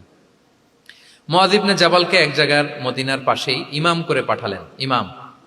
তো ওই এলাকার মুসল্লিরা ছিলেন শ্রমজীবী। কি জীবী? শ্রমজীবী। ওনারা উট দিয়ে পানি নিয়ে খেজুর গাছে পানি সেচ দিত, তারা খুব কষ্ট করে সারাদিন। তো উনি মাগরিবের নামাজে একদিন নামাজ শুরু করলেন, আল্লাহু আকবার বলে সূরা ফাতিহার পরে উনি সূরা বাকারা শুরু করলেন। কোন সূরা? কোরআনের সবচাইতে ছোট সূরা নাকি? হ্যাঁ, আয়াত কত? সবচাইতে বড় সূরা। তো উনি হয়তো একটা খুব মানে চিল মুডে আছেন, একটা খুব ভালো মুডে আছেন, এবাদতের একটা মুডে আছেন, উনার আবেগ থেকে উনি হয়তো সূরা বাকারা শুরু করে দিচ্ছেন, তেলাওয়াত করে করে মজা পাচ্ছেন, করতেছেন। কিন্তু পিছনে মুসল্লিরা হচ্ছে শ্রমজীবী, সারাদিন খেতে খামারে খেজুর বাগানে কাজ করে ওনারা নামাজ পড়তেছেন। একদল তো নামাজ ছেড়ে দিছে, ছেড়ে দিয়ে নিজেরা নামাজ পড়ে আল্লাহর হাবিব সাল্লাল্লাহু আলাইহি ওয়াসাল্লামের কাছে যে বিচার দিলেন যে ইয়া রাসূলুল্লাহ, দেখেন এমন একজনকে ইমাম হিসেবে পাঠালেন, উনি মাগরিবের নামাজ শুরু করছে সূরা বাকারা দিয়ে। আমরা হচ্ছে শ্রমজীবী মানুষ, আমরা কি পারি এত সময় দাঁড়িয়ে থাকতে? রাসূল সাল্লাল্লাহু আলাইহি ওয়াসাল্লাম খুব রেগে গেলেন, খুব। মুআয ইবনে জাবাল রাদিয়াল্লাহু তাআলা ওনাকে ডেকে পাঠালেন। ডেকে কি শব্দ ইউজ করছে জানেন? উনি বললেন, আফাত্তানুন আনতা ইয়া মুআয। ফাত্তান মানে ফিতনাবাজ। হে মুআয, তুমি কি সমাজে ফিতনা ছড়াচ্ছ? তোমাকে পাঠালাম সেখানকার ইউনিটি ধরে রাখতে, ইমাম হয়ে নামাজ পড়াবা, তালিম দিবা। আফাত্তান আনতা ইয়া মুআয, তুমি ফিতনা ছড়াচ্ছ? তুমি কেন সাব্বিহ ইসমা রাব্বিকাল আলা তোমার মুখস্থ নাই? ওয়াশ শামসি ওয়া দুহাহা মুখস্থ নাই? হাদিসে দুইটা সূরার কথা, যে এই সাইজের সূরাগুলো পারো না, তুমি এগুলো দিয়ে নামাজ পড়াবো যাতে ওদের কষ্ট না হয়। ওরা তো শ্রমজীবী সাহাবী, ওদের দিকে তো তোমার খেয়াল রাখতে হবে, কনসিডারেট হতে হবে। সুবহানাল্লাহ ওয়া বিহামদিহি। দেখেন রাসূল সাল্লাল্লাহু আলাইহি ওয়াসাল্লাম ইমামকে এনে শাসন করলেন, বুঝিয়ে বললেন যে না, তোমাকে ছোট ছোট সূরায় নামাজ পড়াতে হবে যাতে করে কষ্ট না হয়। এবং রাসূল সাল্লাল্লাহু আলাইহি ওয়াসাল্লাম কাউকে কোনো দায়িত্ব দিয়ে কাজে পাঠালে ওনার বিখ্যাত একটা বাণী তিনি বলে দিতেন। আমার ভেরিফাইড যে ফেসবুক পেজের কভার ফটোতে দেখবেন এই হাদিসটা দেয়া। সেটা হচ্ছে তিনি কাউকে কোনো দায়িত্ব দিয়ে পাঠালে তিনি বলতেন, বাশশিরু ওয়ালা তুনাফফিরু, ইয়াসসিরু ওয়ালা তুআসসিরু। মানে তোমরা মানুষকে সুসংবাদ দিও, মানুষকে দিন থেকে ভাগিও না, দিনকে সহজ করে উপস্থাপন করো, দিনকে জটিল করে মানুষের সামনে উপস্থাপন করুন। আমরা এটা ভুল করি, এত কঠিন ভাবে উপস্থাপন করি, ভাবে যে কঠিন করে উপস্থাপন করতে পারলেই বোধহয় ওনার ক্রেডিট। এরকম একটা মানসিকতা অনেকের আছে। কোন মুফতি যদি এমন কোন ফতুয়া দেয় যেটা সমাজের অধিকাংশ মুসলিম চেষ্টা করেও মানতে পারতেছে না, কঠিন হয়ে যাচ্ছে, তার মানে something is missing in the ফতোয়া, something is missing in the legal opinion, and the মুফতি should revise the issue again and again. তাকে আরো মুফতিদের সাথে রিভাইজ করতে হবে, আরো কিভাবে জীবন ঘনিষ্ঠ করে মাসালাটা দেয়া যায়, তাকে এটা ভাবতে হবে। কারণ আল্লাহ দিনের মধ্যে জটিলতা রাখেননি, কাঠিন্যতা রাখেননি। আমরা দিনকে কঠিনভাবে মানুষের কাছে উপস্থাপন করি, মানুষকে ভয় দেখাই, আমরা হতাশ করি, দিন থেকে ভাগাই। রাসূল সাল্লাল্লাহু আলাইহি ওয়াসাল্লাম বলেছেন, খবরদার দিন থেকে ভাগিও না, সহজ করে মানুষের কাছে উপস্থাপন করো, দিনকে জটিল করে মানুষের কাছে উপস্থাপন করবে না। তো তাহলে কনসিডারেট ছিলেন রাসূল সাল্লাল্লাহু আলাইহি ওয়াসাল্লাম, খুব উচ্চ বিবেক বোধ সম্পন্ন ব্যক্তি ছিলেন। একবার মাগরিবের সালাতে অথবা এশার সালাতে হাদিসে এসেছে যে ইহদা সালাতাইল ইশা মানে মাগরিব অথবা এশায় হাসান হুসাইন রাদিয়াল্লাহু তাআলা আনহুমাকে নিয়ে তিনি নামাজে গেলেন। নামাজের এক পর্যায়ে সেজদারত অবস্থায় ওনার নাতি হাসান রাদিয়াল্লাহু তাআলা আনহু ওনার কাঁধের উপরে চেপে বসলেন, দীর্ঘ সেজদা দিলেন। এরপর যখন নামাজ শেষ করলেন, সাহাবারা বললেন, ইয়া রাসূলুল্লাহ, এত লম্বা সেজদা দিতে তো কখনো দেখি নাই, নামাজে কি অসুস্থ হয়ে গেলেন নাকি? অথবা নামাজ চলা অবস্থায় কি কোরআনের আয়াত নাজিল হলো নাকি? রাসূল সাল্লাল্লাহু আলাইহি ওয়াসাল্লাম বললেন, কুল্লু যালিকা লাম ইয়াকুন, একটাও না, বরং ওয়ালাকিন নাবনি ইরতাহালানি, আমার নাতি আমার কাঁধে উঠছিল। ফাকারিহতু আন উআজ্জিলাহু হাত্তা ইয়াকদিয়া হাজাতা, আমি সেজদায় উঠতে গেলেই তো ও যে খেলতেছে এটা ডিস্টার্ব হয়ে যাবে, সো ওর যতক্ষণ না ওর খেলা শেষ না হয় আমি একটু ওয়েট করতেছিলাম। তার খেলাধুলা শেষে তার সময় যখন হয়েছে নেমে গেছে, আমি তখন সেজদা থেকে মাথা উঠিয়েছি। কি কনসিডারেট ছিলেন দেখেন, কি উচ্চ বিবেক বোধ সম্পন্ন, অন্যের যাতে কষ্ট না হয়, অন্যের যে কোনো কনসার্ন, এগুলো সব তিনি খেয়াল রাখতেন। সো দাঈদের এরকম সিক্স সেন্সের অধিকারী হওয়ার চেষ্টা করতে হবে। আল্লাহ তাআলা আমাদেরকে তৌফিক দান করুন। কয়টা গেল? 9টা। আর একটা সর্বশেষ, এটা খুব গুরুত্বপূর্ণ, আপনাদের সাথে খুব রিলেভেন্ট। সেটা হচ্ছে প্রপার টাইমিং ফর দাওয়ার জন্য টাইমিংটা খুব গুরুত্বপূর্ণ। প্রপার টাইমে যদি দেন ওটা ক্লিক করবে, ওটা স্পার্ক করবে। আর যদি সময় মতো না হয় ওটা কাজ করবে না। প্রপার টাইমে প্রপার দাওয়াটা দিতে হয়, সঠিক সময়ের অপেক্ষা করা, যখন সেই সময়টা আসছে তখন দাওয়া দেওয়া। বুঝতে পেরেছেন না ব্যাপারটা? একটা ছোট্ট উদাহরণ দেই। এক ইহুদি কিশোর রাসূল সাল্লাল্লাহু আলাইহি ওয়াসাল্লামের খেদমত করতো। ইহুদি কিশোর, কোন ধর্মের কিশোর বলেন তো? ইহুদি কিশোর। প্রায় আসতো রাসূল সাল্লাল্লাহু আলাইহি ওয়াসাল্লামের কাছে, আসতো রাসূল সাল্লাল্লাহু আলাইহি ওয়াসাল্লামের সেবা করতো, কিন্তু তাকে কখনো রাসূল সাল্লাল্লাহু আলাইহি ওয়াসাল্লাম দিনের দাওয়াত দেন নাই। ছেলেটা ইহুদি, কিন্তু তার সামনে কখনো দিনের দাওয়াত তিনি দেন নাই। তো একদিন দেখে যে ওই ছেলে আসে না, লাগাতার এরকম কয়েকদিন যাবত ওই ছেলে আর আসে না। তখন রাসূল সাল্লাল্লাহু আলাইহি ওয়াসাল্লাম খোঁজ নিলেন যে কি হয়েছে। তখন রাসূল সাল্লাল্লাহু আলাইহি ওয়াসাল্লাম শুনতে পেলেন যে ছেলেটা অসুস্থ। ছেলেটা কি অসুস্থ? আল্লাহর হাবিব সাল্লাল্লাহু আলাইহি ওয়াসাল্লাম তার বাসায় গেলেন, যে দেখলেন যে ইহুদি ছেলেটা বিছানায় পড়ে কাতরাচ্ছে, পাশে ছেলেটার বাবা। রাসূল সাল্লাল্লাহু আলাইহি ওয়াসাল্লাম তার মাথায় হাত বুলিয়ে দিলেন, তার খোঁজ খবর নিলেন। এবার রাসূল সাল্লাল্লাহু আলাইহি ওয়াসাল্লাম বললেন আসলিম, মানে ইসলাম ধর্ম গ্রহণ করো। ফানাযারা ইলা ওয়াজহি আবি, ইহুদি ছেলেটা তার বাবার চেহারার দিকে তাকালো যে দেখি আব্বা কি বলে। বাবা যেহেতু দাঁড়ায় আছে, ফানাযারা ইলা ওয়াজহি আবি, বাবার চেহারার দিকে মুমূর্ষ ছেলেটা বাবার চেহারার দিকে তাকালো। তো বাবা বলল আতি আবুল কাসিম, মানে আবুল কাসিম যা বলে তাই শুনো। রাসূল সাল্লাল্লাহু আলাইহি ওয়াসাল্লামের বড় ছেলের নাম ছিল কাসিম, ফলে ওনাকে আবুল কাসিম বলে মদিনাতে ডাকা হতো। আমাদেরও তো বড় ছেলে বা বড় মেয়ের নাম ধরে ডাকে না? ধরেন যে আপনার বড় ছেলের নাম আব্দুল্লাহ, তো আপনারা বলে আব্দুল্লাহর বাবা। রাসূল সাল্লাল্লাহু আলাইহি ওয়াসাল্লামকে মদিনায় বলা হতো কাসিমের বাবা। তো ছেলেটা যখন বাবার চেহারার দিকে তাকালো, বাবা বলল আতি আবুল কাসিম, তুমি আবুল কাসিমের অনুসরণ করো, যা বলে তাই শোনো। ছেলেটা তখন পড়তে আরম্ভ করলো আশহাদু আল্লা ইলাহা ইল্লাল্লাহ ওয়া আশহাদু আন্না মুহাম্মাদুর রাসূলুল্লাহ, মানে মুসলিম হয়ে গেল। রাসূল সাল্লাল্লাহু আলাইহি ওয়াসাল্লাম ইহুদিদের ঘর থেকে বের হয়ে আসলেন আর বললেন আলহামদুলিল্লাহিল্লাযী আনকাযাহু মিনান নার, বুখারীর বর্ণনা। প্রশংসা সে আল্লাহর, যে আল্লাহ এই ছেলেটিকে জাহান্নাম থেকে মুক্তি দিয়ে জান্নাতি বানিয়ে নিল। দেখেন রাসূল সাল্লাল্লাহু আলাইহি ওয়াসাল্লাম একটা প্রপার টাইমিং এর অপেক্ষা করতেছিলেন। এতদিন রাসূল সাল্লাল্লাহু আলাইহি ওয়াসাল্লামের ঘরে যে ইহুদি কিশোর খেদমত করে, কাজ করে দিয়ে আসে, একদিনও দাওয়াত দেয় না। রাসূল সাল্লাল্লাহু আলাইহি ওয়াসাল্লাম একটা ভালো সময় খুঁজতেছিলেন। শুরুতেই যদি দাওয়াত দেয়, ওই ছেলে আশাই বন্ধ করবে, ভাববে খাইছে, আমার তো ধর্মান্তরিত করতে চায়। ঠিক কিনা বলেন? যে আমার একটা ফেইথ আছে, সে তো আমার ফেইথ কেড়ে নিতে চায়, বা তার বাবাও ভয় পাবে। রাসূল সাল্লাল্লাহু আলাইহি ওয়াসাল্লাম যখন অনেকদিন তার সাথে মিশলেন, রাসূল সাল্লাল্লাহু আলাইহি ওয়াসাল্লামের ব্যক্তিত্ব, রাসূল সাল্লাল্লাহু আলাইহি ওয়াসাল্লামের কথা বার্তা, আচরণ, মানসিকতা সব দেখে যখন এই ইহুদি ছেলে, তার বাবা ইমপ্রেসড, এবং ছেলেটা শুয়ে আছে বিছানায় মুমূর্ষ, এই প্রপার একটা টাইমিং এর অপেক্ষায় রাসূল সাল্লাল্লাহু আলাইহি ওয়াসাল্লাম ছিলেন। যখনই সেই সময়টা এসেছে, রাসূল সাল্লাল্লাহু আলাইহি ওয়াসাল্লাম দাওয়াত দিলেন, মুহূর্তের মধ্যে ক্লিক। আল্লাহু আকবার। এই প্রপার টাইমিং এর অপেক্ষা আমাদেরকে করতে হবে। এই সুযোগটা কিন্তু আপনাদের আছে। আমি শুরুতেই বলেছি যে ডক্টরস যারা, তাদের কাছে মানুষ কখন আসে? সুদিনকালে না দুর্দিনকালে? বলেন, তার বিপদ এর চেয়ে বড় বিপদ নাই। ক্যান্সার নিয়ে আসছে, ডায়াবেটিক্স নিয়ে আসছে, অসুস্থ, অসহায়, মানে ভাবখানা এমন, আপনি ছাড়া তার আর কোনো গতি নাই। ঠিক কিনা বলেন? এই প্রপার টাইমে যখন আপনি মনে করবেন যে now it's high time to give দাওয়া, জাস্ট ডু ইট। যখন মনে করবেন যে না এখন একটা সুন্দর সময়, এখন বললে এটা কাজে দিবে, ওই সময়টাকে আপনি কাজে লাগান। তাহলে দাওয়া মেথোডোলজি সর্বশেষ পয়েন্ট হচ্ছে প্রপার টাইমিং ফর দাওয়া। যখন দাওয়া দিলে কাজে লাগবে, ঠিক তখন দিতে হবে। কি পারা যাবে তো ইনশাআল্লাহ? আল্লাহ তাআলা আমাদের সবাইকে তৌফিক দান করুন। তাহলে প্রিয় ভাইয়েরা, আমি একটু রিভাইজ করি আপনাদের সাথে কি কি নিয়ে কথা বললাম। প্রথমে আমরা বলেছি যে আমাদের মধ্যমপন্থী হইতে হবে, বাড়াবাড়িও করা যাবে না, ছাড়াছাড়িও করা যাবে না। আমরা কোথায় থাকবো? মাঝামাঝি। এরপরে আমরা বললাম ওরাল দাওয়ার চেয়ে প্র্যাকটিক্যাল দাওয়া, লিভিং দায়ী হইতে পারলে ওইটার ইফেক্ট অনেক বেশি। এরপর আমরা আল্লাহর হাবিব সাল্লাল্লাহু আলাইহি ওয়াসাল্লামের সিরা এবং সুন্নাহ থেকে 10টা মেথোডোলজি, দাওয়া মেথোডোলজি আলোচনা করেছি। তার প্রথমটা ছিল ভেরি সফট এন্ড মাইল্ড, দাওয়া ল্যাঙ্গুয়েজটা সফট এন্ড মাইল্ড হতে হবে। 2 নাম্বার, কোশ্চেন থ্রো করতে হবে অ্যাটেনশন ড্র করার জন্য। 3 নম্বরে, visual explanation to make the দাওয়া মোর ইফেক্টিভ এন্ড প্রোডাক্টিভ।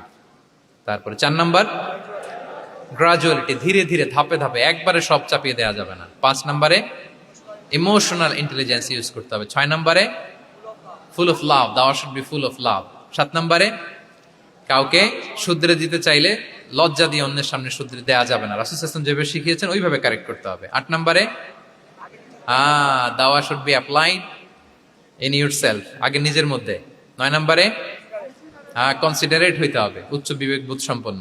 10 নম্বরে, প্রপার টাইমিং, ঝোপ্য যে কোপ, বাংলা একটা কথা বলে না, কি বলে? ঝোপ্য যে, তার মানে সময় মতো, সময়ের 1/4, অসময়ের সময় মতো। যখন আপনি মনে করবেন it's high time to give দাওয়া, ডু ইট, এটা করেন। এইভাবে আল্লাহ রাসূল সাল্লাল্লাহু আলাইহি সাল্লামের দাওয়া মেথোডোলজি ফলো করে যদি আমরা দাওয়া কাজ করি, দাওয়াটা প্রোডাক্টিভ হবে এবং খুব ইফেক্টিভ হবে। আশা করি আল্লাহর হাবিব সাল্লাল্লাহু আলাইহি সাল্লামের এই যে দাওয়া মেথোডোলজি, এবং এটা কিভাবে আমাদের সাথে রেলেভেন্ট হতে পারে, কিভাবে এটাকে আমরা ইফেক্টিভ করতে পারি আর প্রোডাক্টিভ করতে পারি, এ ব্যাপারে আপনারা একটা মোটামুটি ধারণা পেয়েছেন। আল্লাহ তাআলা আমাদের সবাইকে কথাগুলো বুঝার ও আমল করার তৌফিক দান করুক। হাযা মা ইনদি ওয়াল ইলমু ইনদাল্লাহি আলাইহি তাওয়াক্কালতু ওয়া ইলাইহি উনীব। আসসালামু আলাইকুম ওয়া রাহমাতুল্লাহি ওয়া বারাকাতুহু।